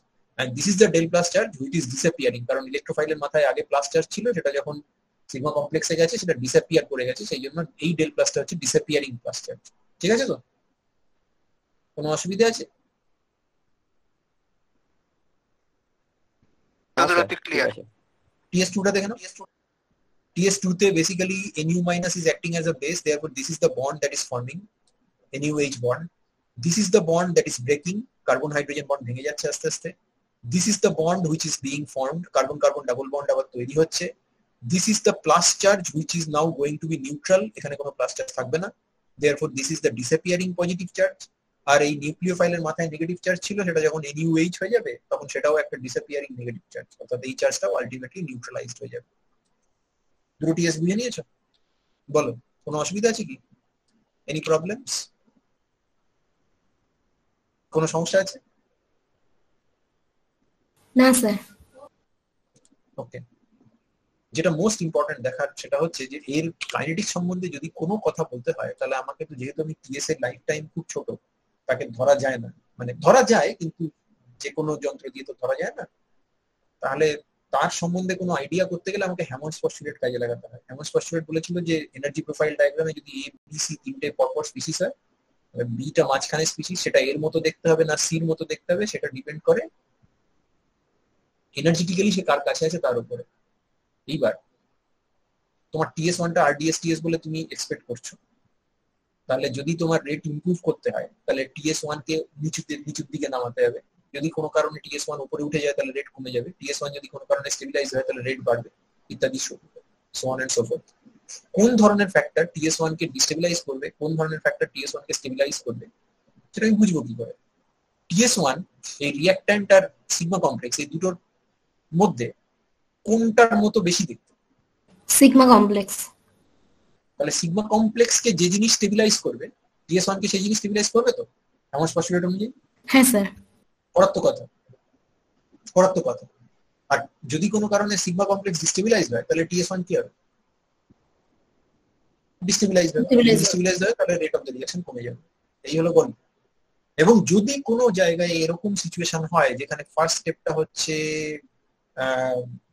RDS নয়, সেকেন্ড স্টেপটা RDS, এরকম দু একটা সিচুয়েশন আসতে পারে, যদি সেকেন্ড স্টেপটা RDS হয়, অ্যারোমেটিসিটির দিক থেকে দেখতে গেলে এটা খানিকটা তোমার কাছে মনে হতে পারে সারপ্রাইজিং, বিকজ অ্যারোমেটিসিটি লস হচ্ছে যেখানে সেটা কি করে ফাস্টার হয় কম্পেয়ার টু অ্যারোমেটিসিটি রিগেইন করছে যেখানে, কিন্তু আছে এরকম অন্যান্য ফ্যাক্টর আছে। তাহলেও যদি বাই এনি চান্স TS2 টা RDS TS হয়, যদি সেরকম সিচুয়েশনে রাইজ করে, তো আর TS2 টা কার মতো দেখতে, প্রোডাক্টের মতো না সিগমা কমপ্লেক্সের মতো? সিগমা কমপ্লেক্সের মতো। তুমি যাই করো না কেন তোমার সিগমা কমপ্লেক্সটাকে বুঝতে হবে। সেটা কি তুমি বুঝলে যে সিগমা কমপ্লেক্সটা হচ্ছে at the heart of the mechanism? তোমাকে যদি এই মেকানিজমের সম্বন্ধে কোনো প্রেডিকশনে যেতে হয়, the first thing you better update yourself, the first thing that you should know is the nature of the sigma complex and the factors that can stabilize it and the factors that can destabilize it. বুঝা গেল কিনা বলো? হ্যাঁ sir. বুঝেছো তো?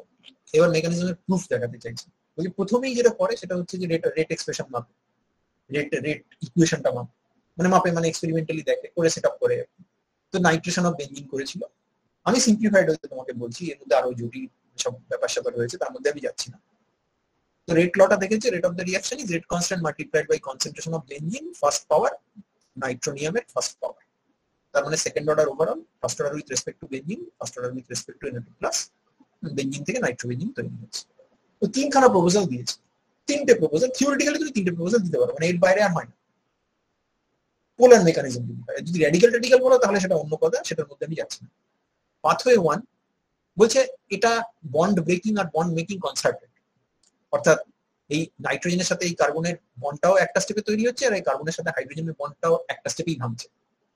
Sounds not very possible, but এটা obviously একটা just proposal দিয়েছে। এবং obviously in that case this is the transition state that you can think. এটা কোনো ইন্টারমিডিয়েট নয়, তার কারণ একটাই যদি স্টেপ থাকে তাহলে সেখানে তো কোনো ইন্টারমিডিয়েট থাকতে পারে না, একটা টিএস থাকবে। এবং এই রেট এক্সপ্রেশন এটাকে স্যাটিসফাই করে। এটাকে স্যাটিসফাই করে এই জন্য যে একটাই যদি স্টেপ হয় তাহলে এর কনসেন্ট্রেশন এবং এর কনসেন্ট্রেশন দুটোর উপরেই রেটটা নির্ভর করবে। এবং সেক্ষেত্রে তোমার ফার্স্ট যে প্রপোজাল অর্থাৎ সিঙ্গেল স্টেপ রিয়াকশন সেটা ঠিক আছে, মানে দাঁড়িয়ে যাচ্ছে। পাথওয়ে 2টা হচ্ছে 2 স্টেপ। নাইট্রোনিয়াম ফার্স্টে বেঞ্জিনের সঙ্গে রিয়াকশন করে সিগমা কমপ্লেক্স তৈরি করলো, সেই সিগমা কমপ্লেক্স কোলাপস করে গেল। তার আবার দুটো ভ্যারিয়েশন, একটা পাথওয়ে 2 একটা পাথওয়ে 3। অর্থাৎ প্রথমটা হচ্ছে পাথওয়ে 2টা হচ্ছে কার্বনের সাথে নাইট্রোজেনের বন্ড ফর্মেশনটা স্লো, আর তার পরের যে স্টেপটা অর্থাৎ কার্বনের সাথে হাইড্রোজেনের বন্ড ব্রেকিং সেটা হচ্ছে ফাস্ট। এইটা একটা প্রপোজাল। আর তারপরের প্রপোজালটা হচ্ছে NO2+ এর সাথে সিগমা কমপ্লেক্স, বেঞ্জিনের সিগমা কমপ্লেক্স তৈরি হওয়াটা হচ্ছে ফাস্ট, এবং breakdown of the sigma complex সেইটা হচ্ছে স্লো। তার মানে এখানে বেসিক্যালি তোমার এই যে তিনটে মেকানিজম দিয়েছে, এই তিনটে মেকানিজমের মধ্যে প্রথমটা হচ্ছে CH বন্ড CN বন্ড ভাঙাচোরা একই সাথে। পাথওয়ে 2 আর পাথওয়ে 3 হচ্ছে CN বন্ড আগে তৈরি হবে, CH বন্ড পরে ভাঙবে। কিন্তু প্রথম পাথওয়েটাতে অর্থাৎ পাথওয়ে 2তে প্রথম পসিবিলিটিটাতে CN বন্ডটা স্লোলি তৈরি হচ্ছে, CH বন্ডটা তাড়াতাড়ি ভাঙছে। আর তারপরেরটা ঠিক উল্টো, CN বন্ডটা তাড়াতাড়ি তৈরি হচ্ছে, CH বন্ডটা দেরি করে ভাঙছে। তো যদি তুমি বলো যে এইটার ক্ষেত্রে রেট এক্সপ্রেশন কি ভ্যালিড, দেখো এখানে আরডিএস কোনটা, আরডিএস এইটা তো, আরডিএস এইটা তো। কার কনসেন্ট্রেশনের উপর এটা নির্ভর করবে, কার কনসেন্ট্রেশনের উপর এটা নির্ভর করবে, তুমি বলো। এইটা মিলে যাচ্ছে না। আচ্ছা, তারপরটা দেখো স্লো স্টেপ কোনটা, থার্ড পসিবিলিটি এইটা। স্লো স্টেপ কোনটা, এটা। তো কার কনসেন্ট্রেশনের সঙ্গে মিলবে, কার কনসেন্ট্রেশন? সিগমা কমপ্লেক্স কি তুমি বাইরে থেকে বোতলে করে ঢেলেছো? বেঞ্জিন বাড়ালে সিগমা কমপ্লেক্সের কনসেন্ট্রেশন কি হয়, বাড়ে না কমে? NO2+ এর কনসেন্ট্রেশন বাড়লে কি হয়? তার মানে এই ক্ষেত্রে ওদের প্রত্যেকটাই কিন্তু ওই রেট লকে স্যাটিসফাই করছে। তার মানে তুমি যে তিমিরে ছিলে সেই তিমিরেই রয়ে গেলে, যে অন্ধকারে তুমি ছিলে সেখানেই রয়ে গেলে। এই তিনটে পসিবিলিটির মধ্যে কোনটা হবে তুমি you have no idea. However যেটা মোস্ট ইম্পর্টেন্ট দেখার সেটা হচ্ছে এই তিনটে পসিবিলিটির মধ্যে একটা ইউনিক পসিবিলিটি আছে। সেই পসিবিলিটিটা হচ্ছে পসিবিলিটি 2, পাথওয়ে 2। পাথওয়ে 2টা বলছে এইখানে CH বন্ডটা ফার্স্ট স্টেপে ভাঙে, নন ডিটারমিনিং স্টেপে ভাঙে, এবং ডিটারমিনিং স্টেপে তার আগে হয়ে গেছে। প্রথমটা যদি ধরে নাও যে সিঙ্গেল স্টেপে হচ্ছে তাহলে তো একটাই স্টেপ, সেখানে CH বন্ড একটাই স্টেপে ভাঙছে, তাহলে ওইটাই আরডিএস, তাহলে আরডিএস এ CH বন্ড ভাঙছে। সেকেন্ড পাথওয়েতে আরডিএস হয়ে যাওয়ার পর CH বন্ড ভাঙছে। আর থার্ড পাথওয়েতে আগে NO2+ ঢুকে যাচ্ছে তাড়াতাড়ি, তারপরে CH বন্ড ভাঙছে স্লো স্টেপে। তাহলে এবার যদি তুমি এই দুটো কম্পাউন্ড নাও, নিয়ে একই কন্ডিশনে নাইট্রেশন এক্সপেরিমেন্ট করো, এখান থেকে একটা রেট এলো KH আর এখান থেকে একটা রেট কনস্ট্যান্ট এলো KD। রেট বলা ঠিক না, রেট কনস্ট্যান্ট বলা উচিত। রেট কনস্ট্যান্ট এলো KH/KD। এবার KH/KD যদি 6-7 কাছাকাছি হয় তাহলে এই তিনটে পাথওয়ের মধ্যে কোন দুটো পাথওয়ে মোস্ট লাইকলি বলে তোমার মনে হয়? KH/KD 6-7 মানে কি? প্রাইমারি কাইনেটিক আইসোটোপ দেখাচ্ছে, PKI দেখাচ্ছে মানে কি? ওই যে CH বন্ড বা CD বন্ড যেটাই নাও সেটা আরডিএস এ ভাঙছে। আরডিএস এ ভাঙছে কোন পাথওয়েটাতে? পাথওয়ে 1, 2, 3 এর মধ্যে আরডিএস এ ভাঙছে কোন পাথওয়েটাতে?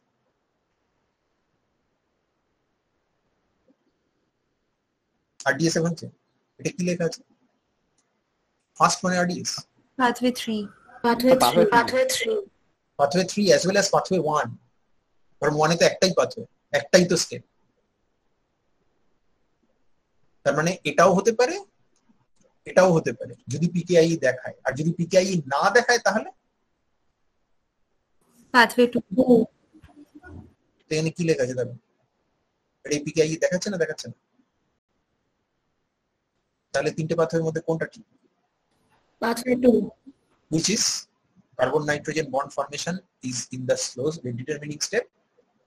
Then after it is over, then only the carbon hydrogen bond breaks in the non rate limiting step. কথা বোঝা গেল? তাহলে পিকেআই দিয়ে তুমি প্রমাণ করতে পারলে যে নাইট্রেশন অফ বেনজিনে ফার্স্ট স্টেপ, প্রথমত এটা টু স্টেপ প্রসেস। সেকেন্ডলি, প্রথম step CN bond formation is slow, CH bond formation is fast, CH bond breaking is fast. এটা প্রমাণ হলো কি হলো না বলো? ইয়েস স্যার হলো। তাহলে এর জন্য যদি তোমাকে এনার্জি প্রোফাইল ডায়াগ্রাম আঁকতে বলে তাহলে কোন এই ডায়াগ্রামটা ঠিক আছে তো? দেখে নাও, এইটা এখানটা NO2 প্লাস হবে অবভিয়াসলি, এখানে NO2 হবে, এখানটা NO2 হবে। কোনটা রেট ডিটারমিনিং স্টেপ? স্টেপ 1 আর step 2? Step 1। Which is formation of the carbon nitrogen bond.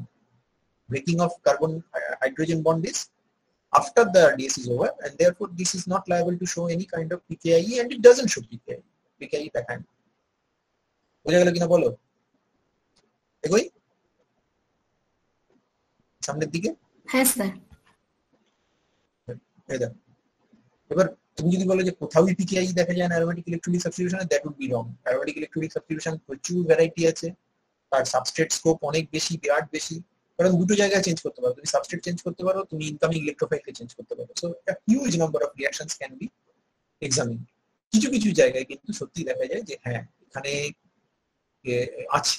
যেমন দুটো এক্সাম্পল পার্টিকুলারলি আমি তোমাকে বলবো। একটা হচ্ছে ফেনলের আয়োডিনেশন, অর্থাৎ যখন I+ ঢোকে, KH/KT দেখো 4.5 কাছাকাছি, তার মানে ইট is not as much as 6-7, কিন্তু যথেষ্ট বেশি, কাজে পিকেআই দেখাচ্ছে বলতে পারা যায়। আর সালফোনেশনে মাইল্ড পিকেআই দেখায়, সালফোনেশন অফ বেনজিন সেখানে মাইল্ড পিকেআই দেখায়।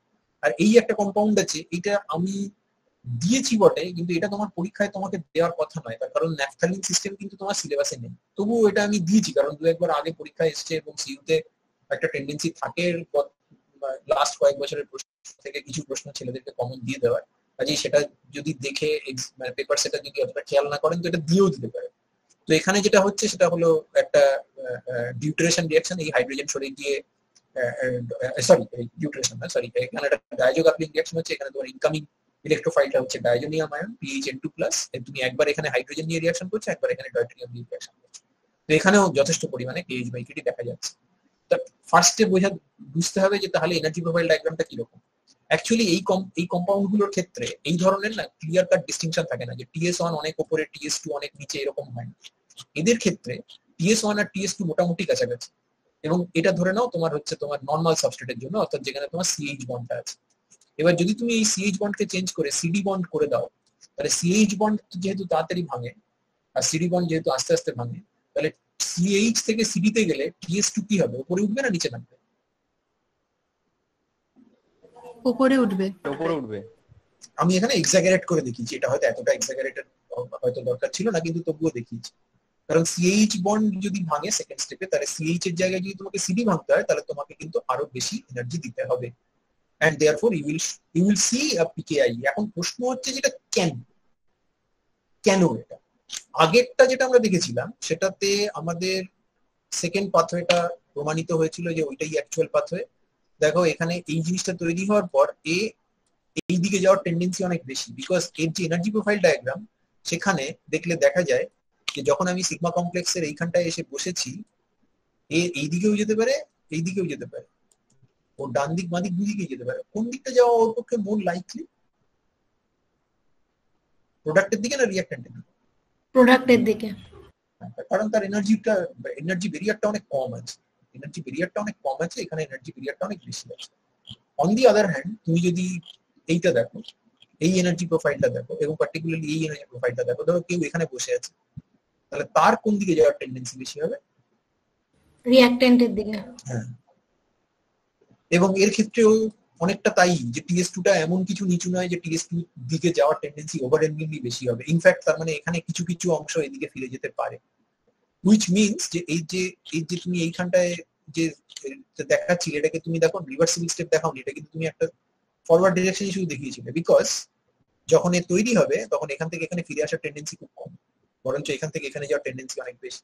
অতএব everything is under kinetic control, এবং এটা ধরা যেতে পারে। হাউএভার যখন এই ধরনের সিচুয়েশন এসছে যে TS1 আর TS2 এর মধ্যে খুব একটা এনার্জি ডিফারেন্স নেই, তখন কিন্তু ফার্স্ট স্টেপ রিভার্সিবল হয়ে যাবে। অর্থাৎ এখানে K-1 এই রেট কনস্ট্যান্টটা ইম্পর্টেন্ট হয়ে যাবে।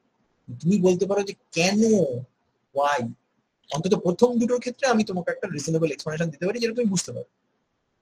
তুমি এখানে যে বন্ডটা তৈরি করছো সেখানে ইলেকট্রোফাইলটাকে আয়োডিন, তাই তো? তার মানে তোমার সিগমা কমপ্লেক্সটা কিরকম দেখতে? সিগমা কমপ্লেক্সটা এরকম দেখতে, সিগমা কমপ্লেক্সটা এরকম দেখতে। ধরো এখানটায়, ধরো এখানে আমি ধরো আয়োডিনকে আমি প্যারা পজিশন অ্যাটাক করেছি,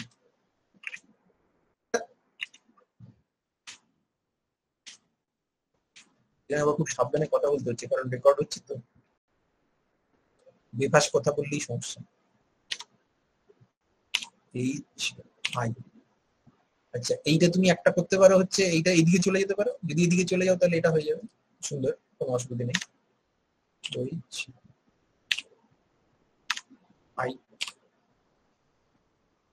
আরেকটা হতে পারে, সেটা হলো তুমি যদি এই দিকে যাও, যদি রিভার্সিবল, যদি তুমি ভাবো, আচ্ছা এখানটা আমি রিভার্সিবল সাইন, যদি তুমি এইটা ভাবো,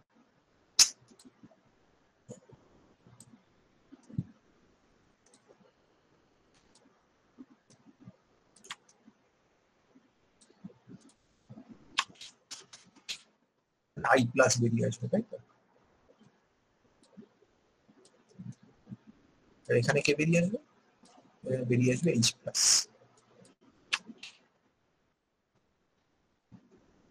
এবার তুমি আমাকে একটা কথার উত্তর দাও, এই যে বন্ডটা আছে না,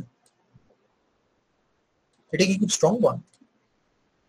না স্যার। কেন না?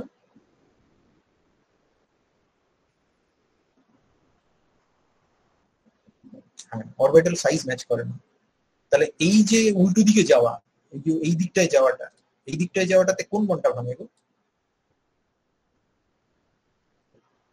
কার্বন আয়োডিন যদি সেটা উইক বন্ড হয় তাহলে ভাঙার টেন্ডেন্সি বেশি হবে না কম হবে? বেশি হবে। কম্পেয়ার টু এ সিচুয়েশন, ধরো এখানটায় যদি ক্লোরিন থাকতো, বোঝা যাচ্ছে কি যাচ্ছে না? হ্যাঁ স্যার। বুঝেছো? এবার দেখো সালফোনেশন, সালফোনেশনে ইনকামিং ইলেকট্রোফাইল হচ্ছে সালফার ট্রাইঅক্সাইড SO3। তার মানে বন্ড তৈরি হবে carbon sulphur, carbon oxygen bond আর কার্বন সালফার বন্ড, এগুলোর মধ্যে কোনটা stronger? Carbon oxygen. Carbon sulphur is weaker. কেন উইকার?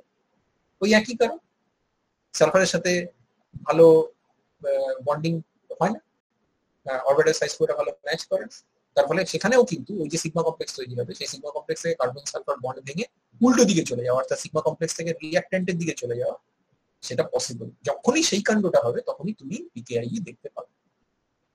আর এই যে সিস্টেমটা, এই সিস্টেমটার জন্য একটু স্পেশাল ব্যাপার আছে। এখানে তোমার ইনকামিং ইলেকট্রোফাইল হচ্ছে PHN2+, এইটা ডায়াজোনিয়াম ক্যাটায়ন।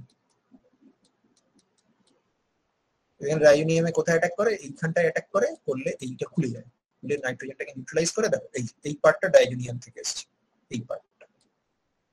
আচ্ছা, এইটা হচ্ছে তোমার সিগমা কমপ্লেক্স। আমি তোমাকে একটা কথা জিজ্ঞাসা করি, এই যে সিগমা কমপ্লেক্স থেকে H প্লাসকে ছেড়ে দিচ্ছে, ছেড়ে এই H প্লাসটাকে ছেড়ে দিচ্ছে, এই H প্লাসটাকে ছেড়ে দিয়ে এখানে ফেলছে, ফেলে এখানটাকে নিউট্রালাইজ করে দিচ্ছে অক্সিজেনটাকে। এই সাবস্টিটুয়েন্টটা আর এই সাবস্টিটুয়েন্টটা এরা এখন প্যারালাল তো? হ্যাঁ স্যার। একই প্লেনে আছে তো? একই প্লেন, মানে সর্ট অফ ইক্লিপসড বলা যেতে পারে, তাই তো? সর্ট অফ, মানে ইক্লিপস তো অ্যাকচুয়ালি ইক্লিপস বলার কথা না, তার কারণ ইক্লিপস তো পাশাপাশি কার্বন হয়, কিন্তু আমি ওই টার্মিনোলজিটা ধার করলাম। আচ্ছা, তুমি যদি এই সিগমা কমপ্লেক্সটার দিকে তাকাও, সিগমা কমপ্লেক্সে কি ওরা একই প্লেনে আছে? এই SO3H আর এই PHN2+টা, এটা কি একই প্লেনে আছে? এই N না স্যার। তার মানে এই প্লেনটাতে শুয়ে আছে কাগজের প্লেনে, আর ওপরে আছে, তাই তো? ক্রাউডিং কি কম আছে না বেশি আছে এই জায়গাটার তুলনায়? কম আছে। তার মানে তুমি যদি H+ কে রিলিজ করে দাও তাহলে ক্রাউডিং বেড়ে যাবে। আর যদি তুমি একে রিলিজ করে দাও, সাপোজ যদি তুমি এইটাকে রিলিজ করে দাও, এরকম ভাবে এই লোন পেয়ার দিয়ে একে ধাক্কা মেরে যদি একে রিলিজ করে দাও, তাহলে তোমার এখানে কে পড়ে থাকবে? এখানটায় হাইড্রোজেন পড়ে থাকবে, মানে রিঅ্যাক্ট্যান্টে ফেরত চলে গেল। তো হাইড্রোজেনের সাইজ তো N2PH এর থেকে অনেক কম, তাহলে স্টেরিক ক্রাউডিং অত কিছু বাড়বে না। তার মানে এই জায়গাটায় এই যে ফরওয়ার্ড ডিরেকশনে যাওয়াটা এটা স্টেরিক্যালি হিন্ডার। এই সিস্টেমটার জন্য ফরওয়ার্ড ডিরেকশনে যাওয়াটা স্টেরিক্যালি হিন্ডার। সেখানে যদি N2 plus pH N2 plus কে রেখে তোমাকে H প্লাস কে ছেড়ে দিতে হয়, তাহলে H প্লাস কে ছেড়ে দিলে যে প্রোডাক্টটা পাবে সেখানে বেশ ভালো রকম স্টেরিক ক্রাউডিং আছে।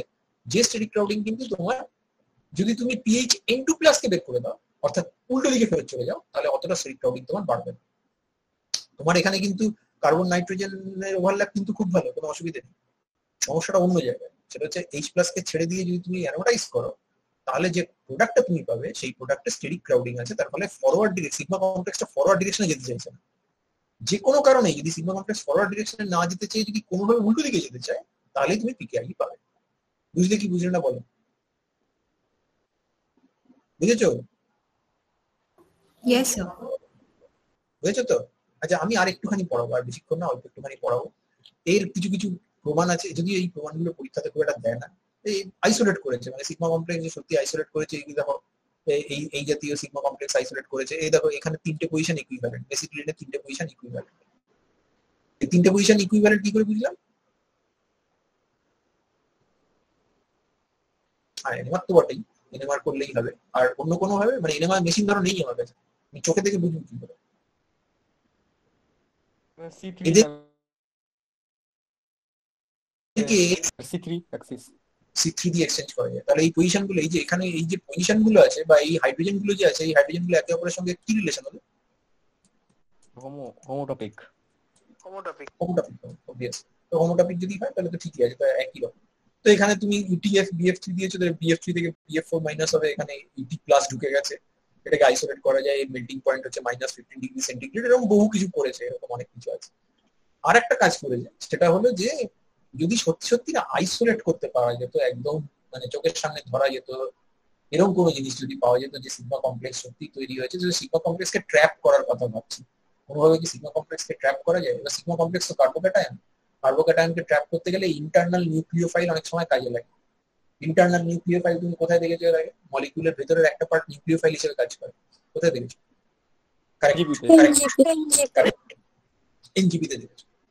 সেখানে তুমি দেখেছো যে ফিনাইল রিং, ব্রোমিন, OH, এইসব নানা রকম সালফার, O মাইনাস, এরা সব এনজিপি করতে পারে। হ্যাঁ, এনজিপি করার পরে হয়তো একটা ইন্টারমিডিয়েট তৈরি হয়, তারপর সেখানে একটা অন্য জিনিস হয়। কিন্তু এখানে একটা এনজিপি টাইপ অ্যাটেম্প্ট করেছি। এই ইথার কম্পাউন্ড, এটা বেসিক্যালি এটা অ্যারাইল ইথার, এই দিকটা একটা অ্যালকিল গ্রুপ আছে, এই দিকে একটা অ্যারাইল গ্রুপ আছে, তার সঙ্গে ব্রোমিন দিয়েছে। তো ব্রোমিন অর্থ পজিশনে অ্যাটাক করতে পারে, প্যারা পজিশনে অ্যাটাক করতে পারে। কেন অর্থ প্যারা একটু পরেই বলছি। অর্থতে করারটা চান্সটা কম, তার কারণ এটার সাইজটা বড্ড বেশি। এই গ্রুপটার, এই অক্সিজেনের সাথে যে গ্রুপটা আছে, টারশিয়ারি বিউটাইল লাইক এনভায়রনমেন্ট, তো ওর ধারে কাছে কাউকে ঘেঁষতে দেয় না, প্যারাতে অ্যাটাক করেছে। প্যারাতে অ্যাটাক করার পর মোস্ট ইম্পর্টেন্ট কথাটা হচ্ছে, এটা কি অ্যারোমেটাইজ করতে পারে? অর্থাৎ এরকম কিছু কি সম্ভব? এই জায়গাটা যদি হাইড্রোজেন থাকতো তাহলে এটা হয়ে যেত,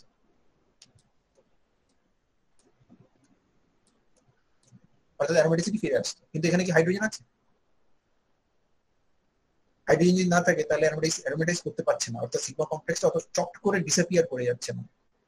এবং এই সিগমা কমপ্লেক্সে বুঝতেই পারছো, এই জায়গাটাতে যে একটা প্লাস চার্জ আছে সেটা তুমি অ্যাকসেপ্ট করবে তো?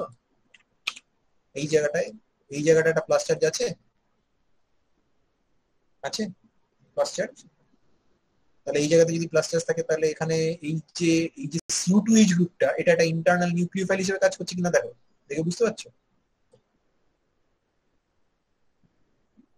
দেখো, এই কম্পাউন্ডটা আইসোলেট করেছে। এই কম্পাউন্ডটা কোনো মতেই তৈরি হতে পারে না যদি এই ইন্টারমিডিয়েটটা না থাকে। আর এই ইন্টারমিডিয়েট যদি তৈরি হয়, তাহলে অবভিয়াসলি তোমাকে বলতেই হবে যে এটাই তোমার সেই সিগমা কমপ্লেক্স। বোঝা গেল কিনা বলো? বুঝেছো না বুঝোনি? আউটসাইড থেকে নিউক্লিওফাইল দিয়ে সেটাও ক্যাপচার করা যায়। এখানেও গল্পটা একই, যে ভাই অ্যারোমেটাইজ করতে দিও না। এইটার রেসপেক্টে এটা অর্থোপ্যারা পজিশনে ইনকামিং ইলেকট্রোফাইলকে পাঠায়। এবার ইনকামিং ইলেকট্রোফাইলকে যে পাঠাবে, অর্থ পজিশন বুঝতেই পারছো, সাইজ বড়, পাঠাতে দিচ্ছে না, প্যারা পজিশনে পাঠিয়েছে। প্যারা পজিশনে পাঠিয়ে এই মিথাইলের রেসপেক্টে NO2 ঢুকেছে, ঢুকে প্লাস চার্জ এখানে আছে, অবভিয়াসলি ঘুরছে। এইবার অ্যারোমেটাইজ করতে পারবে কি? এখানে হাইড্রোজেন আছে, তার মানে এই সিগমা কমপ্লেক্সটা লং লিভ সিগমা কমপ্লেক্স, অত চট করে নষ্ট হবে না। এবং মিডিয়ামে যদি তুমি একটা অ্যাসিডিক অ্যাসিড এই জাতীয় কোনো একটা নিউক্লিওফাইল দিয়ে দাও, তাহলে সে নিউক্লিওফিলিক অ্যাটাক করতে পারে। এবং অ্যাটাক করার পর তোমার এই জাতীয় কম্পাউন্ড আইসোলেটেড হতে পারে, হুইচ মিনস যে তুমি basically you have trapped the sigma complex either intramolecular nucleophilic অ্যাটাকের থ্রু দিয়ে অথবা ইন্টারমলিকুলার নিউক্লিওফিলিক অ্যাটাক। এইগুলো ইনডিরেক্টলি প্রুফ করে। এগুলো যেরকম সরাসরি এনএমআর, এক্স-রে এইসব করে করে দেখা যায় সত্যি সত্যি এগুলো আছে, এগুলো ইনডিরেক্টলি প্রুফ করে যে সিগমা কমপ্লেক্স জাতীয় ইন্টারমিডিয়েট অ্যারোমেটিক ইলেকট্রোফিলিকের তৈরি হয়। বোঝা গেল কিনা বলো? হ্যাঁ স্যার। আর একটুখানি পড়িয়ে দিই, আমি 3:30 অব্দি পড়িয়ে ছেড়ে দেবো, বুঝতেই পারছো ক্লাস তো পাওয়া যাচ্ছে না, তার মধ্যেও আজকে বেসিক্যালি অফ ডে, তার মধ্যেও পড়াচ্ছি কারণ তোমাদের সিলেবাসটা ভালোভাবে শেষ হোক, জিনিসটা ভালো করে শিখতে পারো, সেটাই চাইবো, সেই জন্যই চেষ্টা করছি। কাজে একটু ধৈর্য ধরো। এখন এতক্ষণ আমরা যেটা দেখছিলাম সেটা হচ্ছে বেঞ্জিন। বেঞ্জিনের পরে যেটা আসবে সেটা হচ্ছে মোনোসাবস্টিটিউটেড বেঞ্জিন। আমাদের মোনোসাবস্টিটিউটেডই আছে, কিন্তু আমরা কোনো কোনো ক্ষেত্রে একটু ডাই ট্রাই এগুলো অল্প অল্প হয়তো দেখি। তো মোনোসাবস্টিটিউটেড বেঞ্জিনের সবার আগে যে জিনিসটা হবে সেটা হচ্ছে এখানে 4 রকমের পজিশন আছে। দেখো এইখান দিয়ে তুমি সি টু টানতে পারো তো?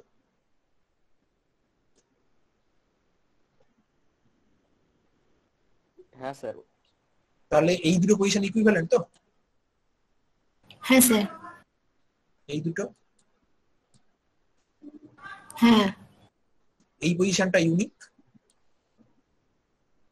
হ্যাঁ স্যার। আর এই পজিশনটা ইউনিক।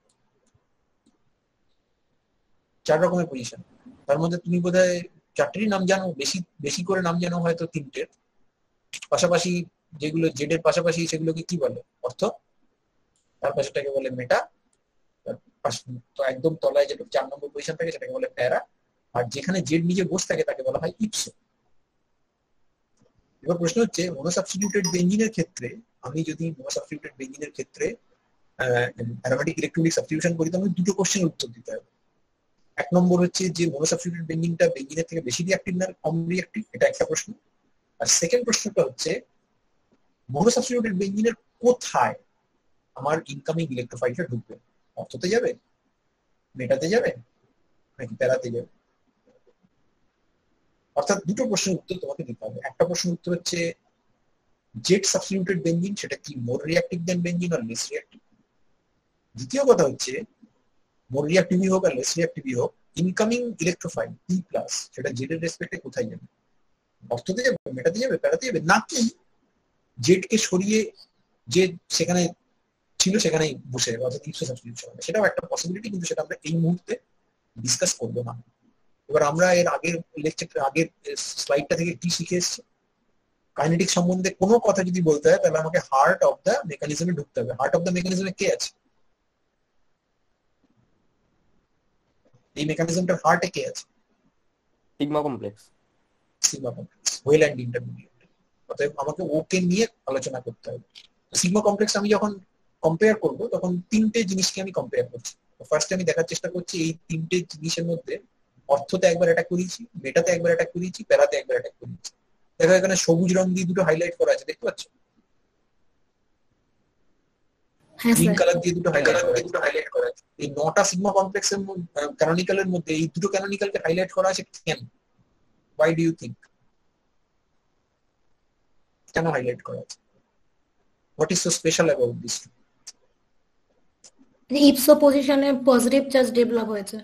অ্যাবসলিউটলি, মানে জেড যে জায়গায় আছে তার ঘাড়ের পাশে প্লাস চার্জ, আর কোথাও নেই।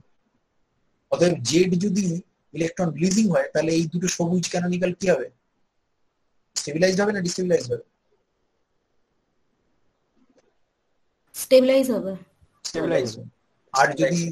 আর যদি জেড যদি ইলেকট্রন উইথড্রয়িং গ্রুপ হয় তাহলে কি হবে? ডিস্টেবিলাইজ হবে। ডিস্টেবিলাইজড হবে। আচ্ছা এইবার আমি ধরে নিই কথার কথা যে জেড এগুলোকে স্টেবিলাইজ করে। এবার জেড যদি স্টেবিলাইজ করে এরা স্পেশালি স্টেবিলাইজড হবে, কিন্তু ওভারঅল যদি জেড এর ইলেকট্রন ডোনেটিং ক্যাপাসিটি থাকে, ইফ আই থিঙ্ক যে জেড সত্যি একটা ইলেকট্রন ডোনেটিং, তাহলে এই যে 3টে অ্যাটাকের কথা বলা হয়েছে 3টেই কম বেশি স্টেবিলাইজড হবে তো, কারণ জেড ইজ ইলেকট্রন রিলিজিং এবং তুমি তার পাশের রিং এ প্লাস চার্জ ঢোকাচ্ছ, তাহলে 3টেই কম বেশি স্টেবিলাইজড হবে। Compare two what? Compare to এইটা অবভিয়াস।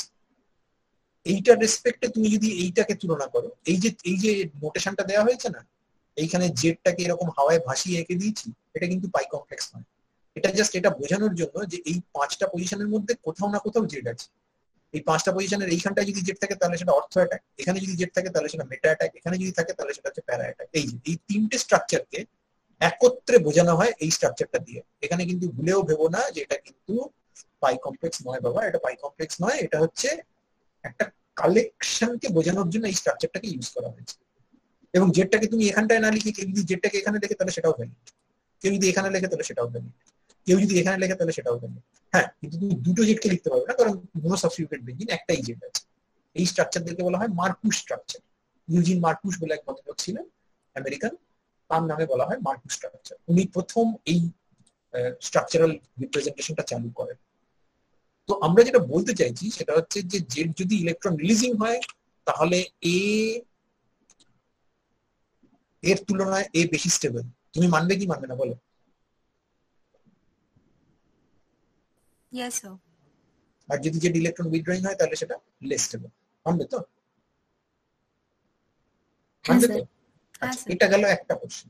যদি জেড ইলেকট্রন রিলিজিং হয় এবং যদি এই সিগমা কমপ্লেক্স মোর স্টেবল হয় তাহলে মোনো সাবস্টিটিউটেড বেনজিনের রিঅ্যাকশন রেট ফাস্টার হবে না স্লোয়ার হবে compare to benzene? Sigma complex stabilised হলে আরডিএস টিএস কি হয়, নামে না ওঠে? নামবে। নামলে অ্যাক্টিভেশন এনার্জি কি হয়, বাড়ে না কম? কমবে। রেট অফ দ্য রিঅ্যাকশন কি হবে, বাড়বে না কমবে? বাড়বে। তাহলে তাহলে তোমার pH Z R PH H এই দুটোর মধ্যে কোনটা মোর রিঅ্যাক্টিভ হবে? PH Z. তার মানে mono substituted benzene is more reactive. ঠিক। আচ্ছা বেশ, তারপরেরটা আলোচনা করি। জেড যদি ইলেকট্রন উইথড্রয়িং হয়, এবার পরপর বলো। জেড যদি ইলেকট্রন ডোনেট উইথড্রয়িং হয় তাহলে সিগমা কমপ্লেক্স স্টেবিলাইজড না destabilised? Destabilise. RDS TS stabilised না destabilised? Destabilise. Destabilised. Energy of activation high না low? High. High. High. Rate of the reaction low না হাই? লো। লো। তাহলে PH Z R PH Z R PH H এই দুটোর মধ্যে কোনটা more reactive হবে? PH. PHH মানে তোমার C6H5H অর্থাৎ আনসাবস্টিটিউটেড বেনজিনটা মোর রিঅ্যাক্টিভ। যদি জেড ইলেকট্রোফাইলের সাথে ফিনাইলের বেনজিন রিং এর যে রিঅ্যাকশন তার তুলনায় রেটটাকে বাড়িয়ে দেয় তাহলে জেড কে বলা হয় অ্যাক্টিভেটিং গ্রুপ। তুমি নামটা শুনেছো আগে, activator? Activator towards aromatic electrophilic substitution. আর যদি জেড উল্টোটা করে অর্থাৎ অ্যারোমেটিক ইলেকট্রোফিলিক সাবস্টিটিউশনে জেড এর উপস্থিতির জন্য বেনজিন রিংটা যদি লেস রিঅ্যাক্টিভ হয়ে পড়ে তাহলে তাকে আমরা বলি ডিঅ্যাক্টিভেটর। এটা গেল একটা পয়েন্ট যে কোনটা মোর রিঅ্যাক্টিভ, বেনজিন আর মোনো সাবস্টিটিউটেড বেনজিন। আর তারপরের পয়েন্টটা হচ্ছে যে অর্থ মেটা না প্যারা, সেইটাকে যদি মানে কম্পেয়ার করতে হয় তাহলে আমাদেরকে 3টে সিগমা কমপ্লেক্সকে দেখতে হবে। একটা হচ্ছে অর্থর জন্য অর্থ অ্যাটাকের সিগমা কমপ্লেক্স, একটা হচ্ছে মেটা অ্যাটাকের সিগমা কমপ্লেক্স, একটা হচ্ছে প্যারা অ্যাটাকের সিগমা কমপ্লেক্স। এই 3টে স্টেবিলিটি কম্পেয়ার করতে হবে এবং যখনই আমি এই 3টে স্টেবিলিটি কম্পেয়ার করব তখন এই দুটো canonical will become extremely important. যদি জেড ইলেকট্রন রিলিজিং হয় তাহলে এই সবুজগুলো কি মোর stable or less stable compare to যেগুলো সবুজ নয় তার তুলনায়? মোর স্টেবল। তা যদি মোর স্টেবল হয় তাহলে জেড কি চাইবে, তার পাশে প্লাস চার্জ আসুক, ইপসো পজিশনে প্লাস চার্জ আসুক। সেটা কোন দুটো অ্যাটাকের জন্য পসিবল আর কোনটার জন্য পসিবল নয়? অর্থ আর প্যারার জন্য পসিবল। অর্থ অর্থ অ্যাটাক এবং প্যারা অ্যাটাকের জন্য এই দুটো সবুজ ক্যানোনিক্যাল তৈরি হওয়াটা পসিবল। মেটা অ্যাটাকের জন্য এই ধরনের কোনো ক্যানোনিক্যাল কি তৈরি হতে পারে না।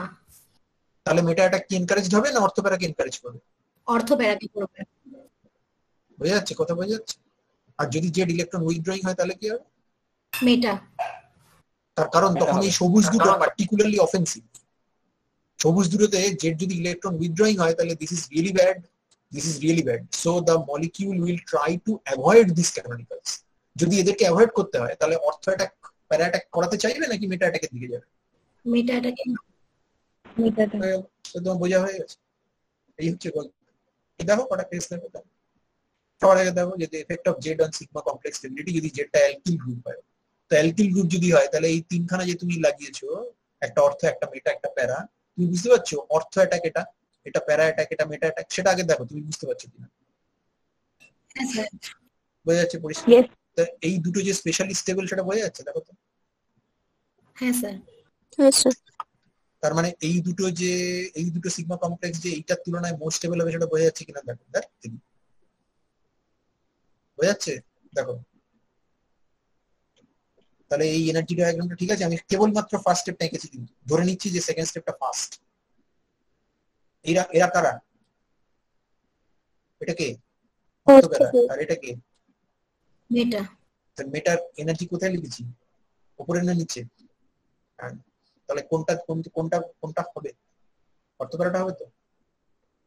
বোঝা গেল কি বোঝা গেল না বলো? বোঝা গেছে? তার মানে inductive effect plus I inductive effect দেখাবে, এরকম alkyl group O minus CO minus এসব গ্রুপ যদি থাকে তাহলে তুমি তাদেরকে দেখবে যে তারা অর্থোপ্যারা ওরিয়েন্টেড, এবং এরা যেহেতু ইলেকট্রন ডোনেটিং গ্রুপ তাহলে rate of the reaction benzene ring এর রেসপেক্টে বাড়িয়ে দেবে। যদি বেঞ্জিন রিং এর রেসপেক্টে রেট অফ দ্য রিঅ্যাকশন বাড়িয়ে দেয় তাহলে এদেরকে তুমি কি বলবে, অ্যাক্টিভেটর না ডিঅ্যাক্টিভেটর? অ্যাক্টিভেটর। তুমি জানতে না টলুইনের রিঅ্যাকশন বেঞ্জিনের থেকে ফাস্টার হয়, ফিডেল ক্রাফটস এইসব, নাইট্রেশন। এখন বুঝতে পারছো কেন হয়? হ্যাঁ স্যার। তার মানে CH3 প্লাস আই এফেক্টের জন্য। আচ্ছা এইবার তুমি আমাকে বলতে পারো যে এই জায়গাটাতে একটা ঘাপলা আছে, এইখানটায় একটা কিন্তু গন্ডগোল আছে। গন্ডগোলটা কি? সেটা হচ্ছে যে অর্থ প্যারা দুটোকেই এক জায়গায় লিখে দিলে। অর্থতে তো বাবা স্টেরিক ক্রাউডিং আছে, প্যারাতে তো নেই। পার্টিকুলারলি যদি 8টা বিরাট বড় গ্রুপ হয় তাহলে তো অর্থতে স্টেরিক ক্রাউডিং আছে। এখানটায় ওই অ্যাপ্রক্সিমেশনটা করা হয়েছে। অর্থতে স্টেরিক ক্রাউডিং আছে, এটা 100%। কিন্তু আবার এটাও ঘটনা যে স্ট্যাটিস্টিক্যালি অর্থ অ্যাটাকটা প্যারা অ্যাটাকের তুলনায় মোর ফেভারেবল। কেন বলো তো? স্ট্যাটিস্টিক্যাল প্রেফারেন্স অর্থ বেশি কেন? অর্থ পজিশন দুটো আছে, প্যারা একটাই আছে। প্যারা ইউনিক, অর্থতে দু জায়গা দিয়ে অ্যাটাক করতে পারে। তার মানে যে কোনো দিক থেকেই যদি অর্থতে এসে অ্যাটাক করে চান্সেস আর যে ডিরেকশন ফ্যাক্টরটা ওয়ার্কআউট করে যাবে। কিন্তু প্যারা একটাই আছে, সেখানে যে কোনো জায়গা দিয়ে অ্যাটাক করলে হবে না, তোমাকে ওই ঠিক ওই পিন পয়েন্টে এসে অ্যাটাকটা করতে হবে। স্ট্যাটিস্টিক্যাল প্রেফারেন্স তো অর্থ বেশি থাকবে। হয়ে গেল। আচ্ছা এবার দেখা যায় উল্টোটা, যদি CF3 গ্রুপ নাও, CF3 গ্রুপ কি টাইপের গ্রুপ? CH3 এর বদলে CF3 কি টাইপের গ্রুপ তারা? ইলেকট্রন উইথড্রয়িং যদি হয় তাহলে তুমি বুঝতে পারছো যে এদের অবস্থা, পার্টিকুলারলি এদের অবস্থা খারাপ। হ্যাঁ স্যার। এইটা তাও মন্দের ভালো, তার মানে ডেফিনেটলি এই দুটো লেস স্টেবল কম্পেয়ার টু এইটা। হ্যাঁ স্যার। তাহলে ইলেকট্রোফাইলকে কোথায় পাঠাবে? মেটাতে। এটাতে। এবং CF3 যদি ইলেকট্রন উইথড্রয়িং গ্রুপ হয় তাহলে এই বস্তুটার ইলেকট্রন ডেনসিটি কমে গেছে কম্পেয়ার টু বেনজিন। ইলেকট্রোফাইলের প্রতি রিঅ্যাকশন করার ব্যাপারে ও আগ্রহ দেখাবে না দেখাবে না? দেখাবে না। তার মানে CF3 ডিঅ্যাক্টিভেটর। তুমি এভাবেও বলতে পারো, তুমি তো জানো যে নিউক্লিওফাইলের হোমো থেকে ইলেকট্রন বেরোয়, তাই তো? তো হোমো থেকে যদি ইলেকট্রন বেরোয় তাহলে হোমোর এনার্জি যদি উপরে ওঠে তাহলে নিউক্লিওফিলিসিটি কি হয়? বাড়ে। আর নিচে নামলে কি হয়? আচ্ছা ইলেকট্রন উইথড্রয়িং গ্রুপ দিলে হোমোর এনার্জি কি হয়, উপরে ওঠে না নিচে নামে? নিচে নামে। তো CF3 যদি ইলেকট্রন উইথড্রয়িং গ্রুপ হয় তাহলে বেনজিন রিং এর সাথে হাইড্রোজেনকে সরিয়ে যদি CF3 নিয়ে আসছি তাহলে বেনজিনের হোমো আর CF3PH তার হোমো কোনটা হায়ার? বেনজিনের হোমোটা হাইয়ার। তার ইলেকট্রোফাইলের প্রতি কোনটা বেশি আসক্ত হবে? সব ক্লিয়ার তো? কোনো বোঝামিল নেই তো? একদম ঠিক আছে। দেখে নাও অর্থপ্যারা হাই, মেটাটা লোয়ার। আবার অর্থপ্যারাকে আমি এক জায়গায় লিখেছি তার কারণ আমি তোমাকে বললাম যে এখানে একটা অ্যাপ্রক্সিমেট করা হয়েছে, কারণ এখানে আমি তো অবভিয়াসলি ইলেকট্রোফাইলের সাইজ জানি। আরেকটা ইম্পর্টেন্ট কথা হচ্ছে যে এটা আমি কেবলমাত্র মাইনাস আই দেখালাম তোমাকে, এটা মাইনাস আই এর বদলে সঙ্গে সঙ্গে মাইনাস আই এর সাথে সাথে মাইনাস আরও থাকতে পারে।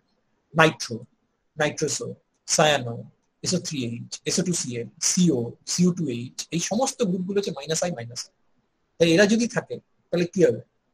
এরা সবাই মাইনাস আই মাইনাস আর দেখাবে, এবং মাইনাস আই মাইনাস আর যদি দেখে তাহলে এদের প্রত্যেকের বিহেভিয়ার একই রকম হবে।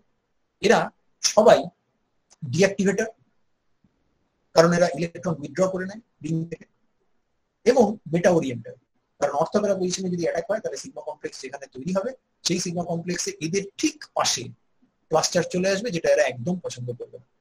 তাহলে এদের বিহেভিয়ার একই রকম। বোঝা গেল না কেন না? ঠিক আছে তো?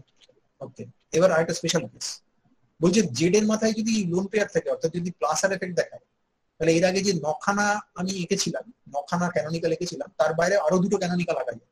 অর্থ অ্যাটাকের জন্য এই লাল রঙের ক্যানোনিক্যালটা আঁকা যায়, গোলাপি রঙের ক্যানোনিক্যালটা আঁকা যায়, আর প্যারা অ্যাটাকের জন্য এই গোলাপি রঙের ক্যানোনিক্যালটা আঁকা যায়। এক্স আর ওয়াই দেখো তো এদের এদের এদের এদের জেডটা যদি ধরো সে OH, NH2, NR2, NH4, OR এই জাতীয় জিনিস হয়, তাহলে এরা এরা স্পেশালি স্টেবল তো নাকি?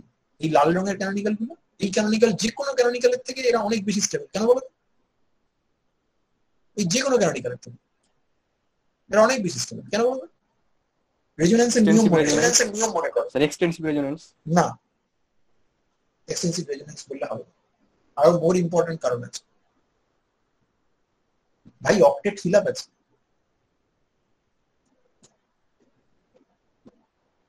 এই দুটোর মধ্যে কোনটা মোর কন্ট্রিবিউটিং তুমি বলো দেখি আমাকে।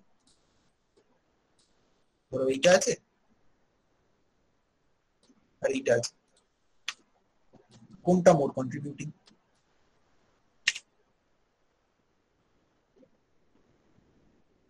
কোনটা মোর কন্ট্রিবিউটিং? লাল না নীল? কোনটা মোর কন্ট্রিবিউটিং? চলে গেল নাকি? আচ্ছা, লালটা। হ্যাঁ, আরে ভাই অক্টেট ফিল-আপ আছে। এটা কি অ্যাসিটোনের প্রোটনেটেড ফর্ম না? হ্যাঁ স্যার। তো অক্টেট ফিল-আপ আছে না? এখানে অক্টেট ফিল-আপ আছে নাকি? এই কার্বনটা আছে? না। তাহলে তাহলে আর এখানে দেখো এই অক্সিজেনের মাথায় ক্লাস্টার, অক্টেট ফিল-আপ আছে না নেই? একটা লোন পেয়ার আছে তো, সেটা তো আছেই। তুমি যদি বলো যে লোন পেয়ার না থাকলে আমি বুঝতে পারবো না, তাহলে তো মহা বিপদ। এখানে দুটো আছে, কি হলো? চলে গেল এখান থেকে। কোনটা? এই তো ফার্স্ট সেমিস্টারে কোশ্চেন, এদের দিয়ে জিজ্ঞাসা করে যে কোনটা মোর কন্ট্রিবিউটিং, আঁকো, হ্যান করো, ত্যান করো, এরকম কোশ্চেন দিত না? এরকম কোশ্চেন দিয়েছে তো? হ্যাঁ স্যার, বলছো না কেন? এটা দিয়ে বলেনি কোনটা মোর মোর মোর কন্ট্রিবিউটিং? এখানে তিনখানা হবে, একটা অক্সিজেনের মাথায় ক্লাস্টার, নাইট্রোজেনের মাথায় ক্লাস্টার, একটা কার্বনের মাথায় ক্লাস্টার। অক্সিজেন নাইট্রোজেন সব octet field, nitrogen less electronegative, তাহলে নাইট্রোজেনের ক্লাস্টারটা মোর স্টেবল। মনে পড়েছে? তাহলে এইবার যদি তুমি এই এক্স ওয়াই ক্যানোনিক্যাল গুলোকে দেখো, গোলাপি রঙগুলোকে দেখো, তাহলে তারা এক্সেপশনালি বেশি স্টেবল, এবং সেক্ষেত্রে তাদের রেট অফ দ্য রিঅ্যাকশন অনেক বেশি হবে বেনজিনের তুলনায়। তাহলে তারা highly activating as well as ortho para orienting. অর্থোপ্যারাতে অ্যাটাক করলে তবেই এই গোলাপি ক্যানোনিক্যাল গুলোকে অ্যাক্সেস করা যায়, মেটাতে অ্যাটাক করলে থোড়ি করতে পারে। তাহলে কোথায় অ্যাটাক করবে? অর্থোপ্যারা। কারা কারা করবে দেখে নাও। OCOR এ দেখো এই সিস্টেম। তুমি বলবে ক্রস কনজুগেশন, আমি বলবো হ্যাঁ ক্রস কনজুগেশন তো বটেই, কিন্তু কনজুগেশন তো আছে রে বাবা, কনজুগেশন নেই এরকম তো নয়। এটা ফাংশনাল গ্রুপটা কি বলতো? কি ফাংশনাল গ্রুপটা কি? গ্রুপটা কি? এটা কি গ্রুপটা কি? এস্টার না? স্টার। এস্টার কার এস্টার? ফিনলের এস্টার। আচ্ছা যদি এইরকম করে দিই, তুমি এঁকেছেন না, দেখো তো। অ্যামাইড, অ্যানিলিন আর RCOCl থেকে এসছে। অ্যাসিড ক্লোরাইডের অ্যামাইড ডেরিভেটিভ, কার্বক্সিলিক অ্যাসিডের একটা ডেরিভেটিভ। তো এদের প্রত্যেকে অক্সিজেনের মাথায় লোন পেয়ার, নাইট্রোজেনের মাথায় লোন পেয়ার আছে কি নেই? তাহলে বেঞ্জিন রিং এর দিকে তারা দিতে পারে কি পারে না বলো?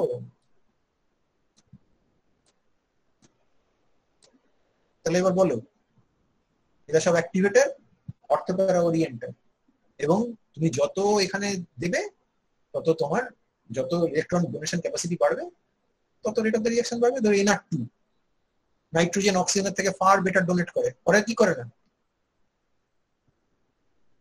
অ্যামোনিয়া আর ওয়াটার কোনটা মোর বেশি? অ্যামোনিয়া। কিন্তু নাইট্রোজেন তো বেটার ডোনেট করবে, রিং এর দিকেও বেটার ডোনেট করবে, প্রেসার দিকেও বেটার ডোনেট করবে। আর তুমি যদি এইটার দিকে দেখো, তাহলে দেখো এখানটায় NH আছে, দেখো এইটা ভার্সেস এইটা, দেখো তো কোনটা হবে? তুমি নিজেই বলো আমাকে, এইটা ভার্সেস এইটা কোনটা হবে? এইটা ভার্সেস এইটা, এই দুটোর মধ্যে কোথায় without any interruption electron flow হতে পারে রিং এর মধ্যে? স্যার নিচেরটাতে। নাম কি ওটা? অ্যানিলিন। আচ্ছা এটা যদি আমি এমি করে দিই, তাহলে এটা হয়ে গেল অ্যাসিটানিলাইন। অ্যাসিটানিলাইনটা দেখেছো ক্রস কনজুগেশন আছে? Yes sir. তার মানে এখানে হবে, কিন্তু অত ভালো হবে না। অর্থোপ্যারা ওরিয়েন্টেড তো বটেই, কিন্তু অ্যানিলিনের মতো অত নয়। অ্যানিলিনের মধ্যে তিনখানা ব্রোমিন ঢুকে যায়, ব্রোমিন দেওয়া মাত্র অ্যানিলিনের মধ্যে তিনখানা ব্রোমিন ঢুকে 2,4,6 ট্রাইব্রোমো, মানে অর্থ প্যারা কাউকে ছাড়ে না, দুটো অর্থ একটা প্যারা সব ঢুকে ঝপ করে প্রেসিপিটেট করে যায়, আর তুমি অ্যাসিটাইলহাইডের মধ্যে যদি ব্রোমিন দাও তাহলে ব্রোমিন প্যারা পজিশনে ঢুকবে, সিলেক্টিভলি প্যারা পজিশনে ঢুকবে, স্টেরিক ক্রাউডিং এর জন্য অর্থো পজিশনে ঢুকবে। কিন্তু তুমি যদি বেনজিনের মধ্যে ব্রোমিন দিয়ে রেখে দাও কিছুই হবে না, বেনজিন ব্রোমিন অ্যাসিটিক অ্যাসিড দিয়ে রেখে দিলে কিছু হবে না, কিন্তু বেনজাইলহাইডের মধ্যে এই অ্যাসিটাইলহাইডের মধ্যে দিলে হবে। কথা বোঝা যাচ্ছে? বুঝতে পারছো? আর একটা জিনিস আছে, এই দেখো করে আমি এখানে একটা দেখিয়েছি, আর একটা ক্লাস অফ আছে, এরা আবার মানে গিরগিটির মতো আর কি। এতক্ষণ পর্যন্ত তুমি মোটামুটি ঠিক ছিলে যে আচ্ছা ইলেকট্রন রিলিজিং হলে অ্যাক্টিভেটিং, ইলেকট্রন উইথড্রয়িং হলে ডিঅ্যাক্টিভেটিং, অ্যাক্টিভেটিং হলে অর্থোপ্যারা ওরিয়েন্টিং, উইথড্রয়িং হলে মেটা ওরিয়েন্টিং। এই তো খাঁচা, এই তুমি এই খাঁচার মধ্যে ঢুকেছো। তো এবার দেখা যাবে যে অর্গানিক কেমিস্ট্রি তো ওরকম সোজা নয়, অর্গানিক কেমিস্ট্রিতে এরকম কিছু কিছু জিনিস আছে যেগুলো আবার একটুখানি অন্যরকম। ফ্লুরিন, ক্লোরিন, ব্রোমিন, আয়োডিন, এদের দু রকম এফেক্ট আছে, একটা হচ্ছে মাইনাস আই, একটা হচ্ছে প্লাস আই। এদের মাইনাস আইটা প্লাস আই এর থেকে বেশি, তার ফলে এরা ওভারঅল ইলেকট্রন উইথড্রয়িং। আচ্ছা ইলেকট্রন উইথড্রয়িং যদি হয় তাহলে অ্যাক্টিভেটিং না ডিঅ্যাক্টিভেটিং কি হবে? ডিঅ্যাক্টিভেটিং। কিন্তু তুমি যদি ওদের রেজোন্যান্স ক্যানোনিক্যাল দেখো সেখানে প্লাস আর এফেক্ট দেখাতে পারে। অর্থাৎ এই যে জেডটা, যেটা যদি এফ সিএল বিআর আই হয় তাহলে প্লাস আর এফেক্টটা দেখাতে পারে। তার মানে এই ক্যানোনিক্যাল গুলোকে ওরা অ্যাক্সেস করতে পারে। এটা কখন অ্যাক্সেস করতে পারে? এক্স আর ওয়াইটাকে কখন অ্যাটাক, কোন অ্যাটাকের জন্য অ্যাক্সেস করতে পারে? অর্থ আর প্যারা। মেটার জন্য কি পারবে এই ধরনের ক্যানোনিক্যালকে অ্যাক্সেস করতে? না স্যার। পারবে না, পারবে না। তাহলে এদের ওরিয়েন্টেশনটা কি হবে? অর্থোপ্যারা ওরিয়েন্টেশন। এরা অর্থোপ্যারা ওরিয়েন্টিং কিন্তু ওভারঅল ডিঅ্যাক্টিভেটিং। নতুন ক্লাস অর্থোপ্যারা ওরিয়েন্টিং কিন্তু ডিঅ্যাক্টিভেটিং। আরেকটা এক্সাম্পল দেখো, এই কম্পাউন্ডটার নাম হচ্ছে সিনামিক অ্যাসিড। এটা করে আজকে ছেড়ে দেবো। সিনামিক অ্যাসিড, সিনামিক অ্যাসিডে এই যে পুরো জিনিসটা, এটা ইলেকট্রন উইথড্রয়িং, তুমি বুঝতে পারছো? দেখো তো ও যদি ইলেকট্রন উইথড্রয়িং হয় তাহলে ওর কি অ্যাক্টিভেটিং না ডিঅ্যাক্টিভেটিং হয়? ডিঅ্যাক্টিভেটিং। ঠিক আছে। আচ্ছা আমি এখানে কোন একটা করেছি দেখো, প্যারাতে করালে এখানে একটা অ্যালাইলিক টাইপ কনজুগেশন পাবে না পাবে না? পাবো। সেটা মেটাতে পাবে। তাহলে অর্থোপ্যারা ওরিয়েন্টিং না মেটা ওরিয়েন্টিং?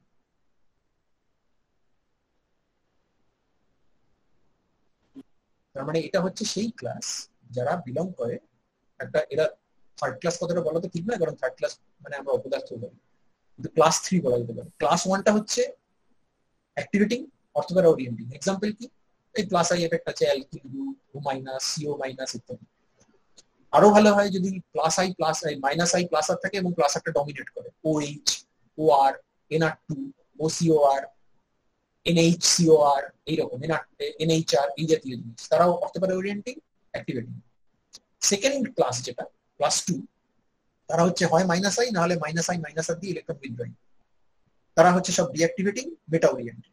আর 3 নম্বর ক্লাস যেটা, ওটা কিন্তু ডেঞ্জারাস, ওটা ডিঅ্যাক্টিভেটর, because their overall electron withdrawing is greater than electron donation. However, because a little bit of electron donation is there, they decide যে আমরা অর্থোপ্যারাতে ওরিয়েন্ট করবো, মেটাতে করবো না। তুমি এই জিনিস এর আগে দেখেছো না দেখোনি? এটা কি তোমার কাছে কমপ্লিটলি নতুন? কমপ্লিটলি নতুন?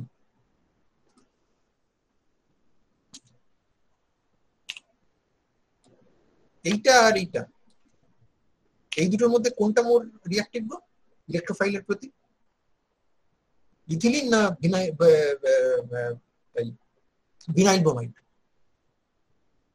Ethylene more reactive. ইথিলিনের হোমো হাই, বিকজ ব্রোমিনের minus I is greater than plus I. আচ্ছা এবার তুমি যদি এর মধ্যে ইলেকট্রোফাইল দাও, ধরো তুমি এর মধ্যে ইলেকট্রোফাইল দিলে, আজকে রেকর্ডিং হচ্ছে বলে পালাতে পারা যাচ্ছে না বলে, নাহলে ক্লাস এতক্ষণে ফাঁকা হয়ে যাচ্ছে। এরপর তোমাদের I heard that you have another class. Still, you have to forgive me. I don't know whether I should ask your forgiveness or should I tell you that you should be, you are fortunate that you have a teacher like me. আমি এত যত্ন করে তোমাকে syllabus শেষ করেছি, but I will ask for your forgiveness out of my cards. So if you think যে এবার এখানে H+ দিয়েছি, দুটো জিনিস হতে পারে। এক হচ্ছে এইটা, হলো? আরেকটা কি হবে?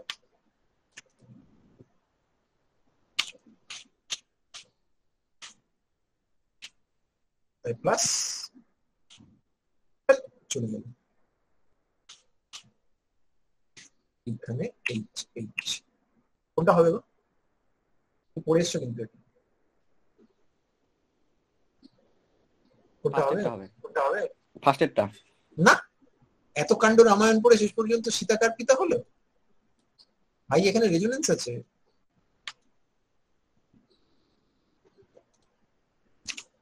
সেটা আছে এখানে।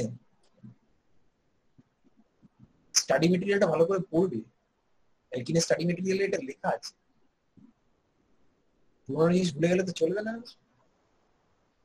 তাহলে বুঝতে পারছো কেন বোমিন অর্থকারা ওরিয়েন্ট করে? কারণ ওর কাছে রেজোনেন্সটা ইম্পর্টেন্ট। আবার রেজোনেন্সটা এত ইম্পর্টেন্ট নয় যে মাইনাস আই এফেক্টকে সুপারসিড করে যাবে, সেই কারণে ও হচ্ছে ডিঅ্যাক্টিভেটর কিন্তু অর্থকারা ওরিয়েন্টেড।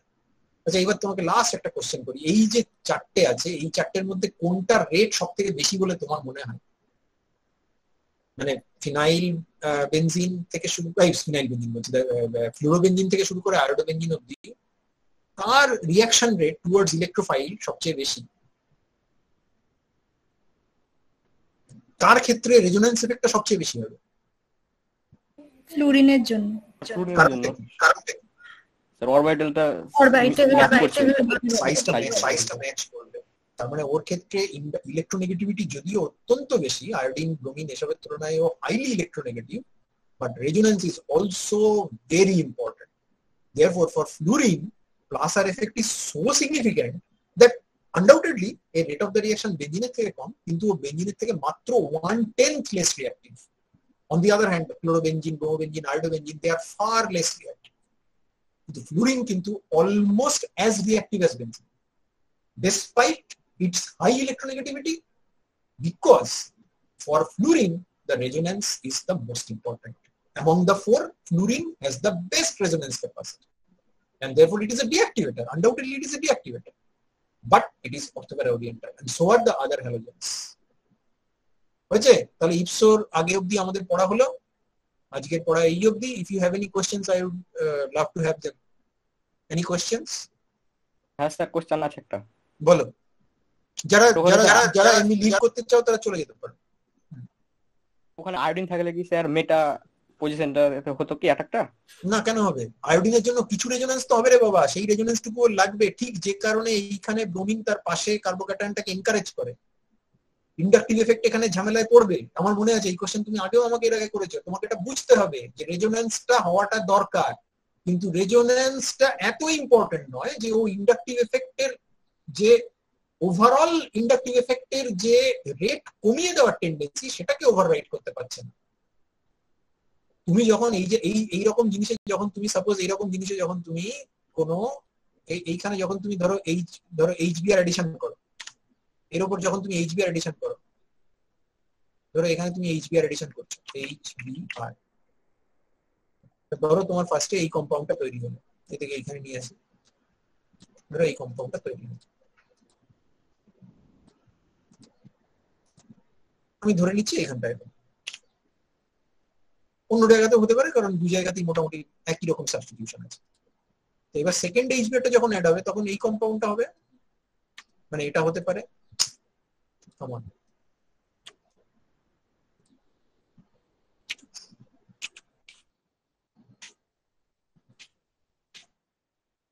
অথবা এটা হতে পারে,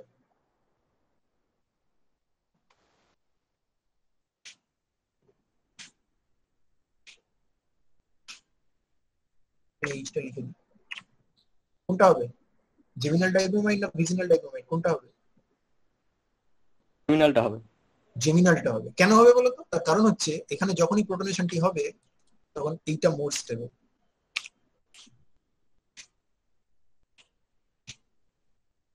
কেন এটা মোর স্টেবল কম্পেয়ার টু এইটা?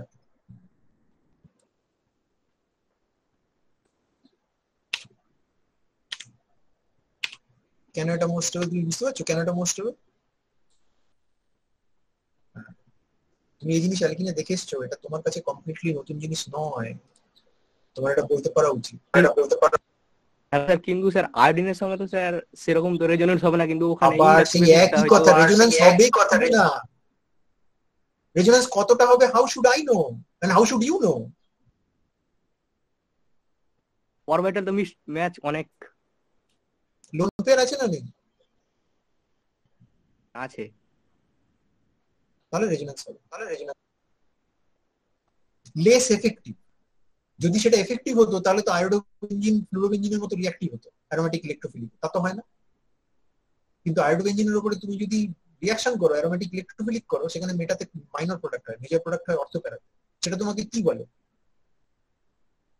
সেটা তোমাকে কি বলে যে এই তিনটে সিগমা কমপ্লেক্সের মধ্যে কোনটা মোর স্টেবল? অর্থোপ্যারাটা। তাহলে সেটা ব্যাখ্যা কি হবে? মানে স্যার রেজোনেন্সটা মোর এফেক্টিভ দেন ইন্ডাকটিভ। না, রেজোনেন্স যদি মোর এফেক্টিভ দেন ইন্ডাকটিভ এফেক্ট হতো তাহলে তো লেটা চুকেই যেত, তাহলে তো আয়োডোবেনজিন অ্যাক্টিভেটিং, আয়োডিন অ্যাক্টিভেটিং হতো। সেটা কি হচ্ছে? তুমি যখন অ্যাক্টিভেটিং কিনা দেখার চেষ্টা করছো তখন তুমি কম্পেয়ার করছো তিনটে সিগমা কমপ্লেক্স এই স্ট্রাকচারটার সঙ্গে, এই স্ট্রাকচারটার সঙ্গে একে কম্পেয়ার করছো, এর সঙ্গে একে, যে জেড এর ওভারঅল এফেক্টটা কি, electron donating or electron withdrawing. আয়োডিনের ক্ষেত্রে যে কোনো পজিশনেই থাকুক সেটা ইলেকট্রন উইথড্রয়িং, তার ফলে সেটা ডিঅ্যাক্টিভেটর। বাট যখন তুমি ওরিয়েন্টেশন দেখার চেষ্টা করছো তখন তুমি এইটা ভার্সেস এইটা দেখছো, সেখানে এর কোনো গল্পই নেই। সেখানে দেখা যাচ্ছে যে এইটা এবং এইটা স্পেশাল স্টেবিলাইজেশন অফার করতে পারে, however little that special stabilization is, it is a kind of a stabilization which is completely lacking here. তুমি যদি এই দুটোকে মিশিয়ে ফেলো তাহলে তোমার সব গুলিয়ে যাবে। তুমি যখন রেড দেখবে বেনজিনের রেসপেক্টে তখন তোমাকে এই তিনটের সঙ্গে কম্পেয়ার করতে হবে এইটাকে, আর তারপর যখন তুমি এই তিনটের মধ্যে কম্পেয়ার করবে তখন তুমি রেজোনেন্সের কথা বলবে। ঠিক যেরকম এই কম্পাউন্ডের সাথে তুমি যদি একে তুলনা করো, এই দুটোর মধ্যে কোনটা মোর রিঅ্যাক্টিভ গো এইচবিআর এর প্রতি অ্যাডিশনে? এই দুটোর মধ্যে কোনটা মোর রিঅ্যাক্টিভ? উপরেরটা না নিচেরটা? নিচেরটা। নিচেরটা। তুমি কি করে ডিসাইড করলে? তখন তুমি ধরে নিচ্ছ যে bromine is inductive electron withdrawal, therefore inductive electron উইথড্রয়ালের হোমো নিচে থাকবে, তাহলে পোটেনশিয়াল খারাপ হবে। তাই তো ধরছো নাকি না ধরছো না? স্যার তাহলে তখন তো রেজোনেন্সের গল্প আসছে না। কিন্তু যে মুহূর্তে তুমি এই এইচবিআর এডিশনটা সেকেন্ড টাইম করতে গেলে এটার উপরে, সঙ্গে সঙ্গে তোমার রেজোনেন্সের গল্প চলে আসছে। Because resonance is a minor factor when you are talking about the reactivity of these two compounds, but resonance is the major factor when you are talking about the regioselectivity of the potential. Resonance is overall a minor factor, but when regioselectivity is discussed, it is the prime factor. ওইটা দিয়ে decide করতে হবে। বোঝা গেল কি? Sir বুঝতে পেরেছি। Anybody else has any questions? If you don't have any questions, then আমি এটা বন্ধ করে দিই। Thanks for attending the class. R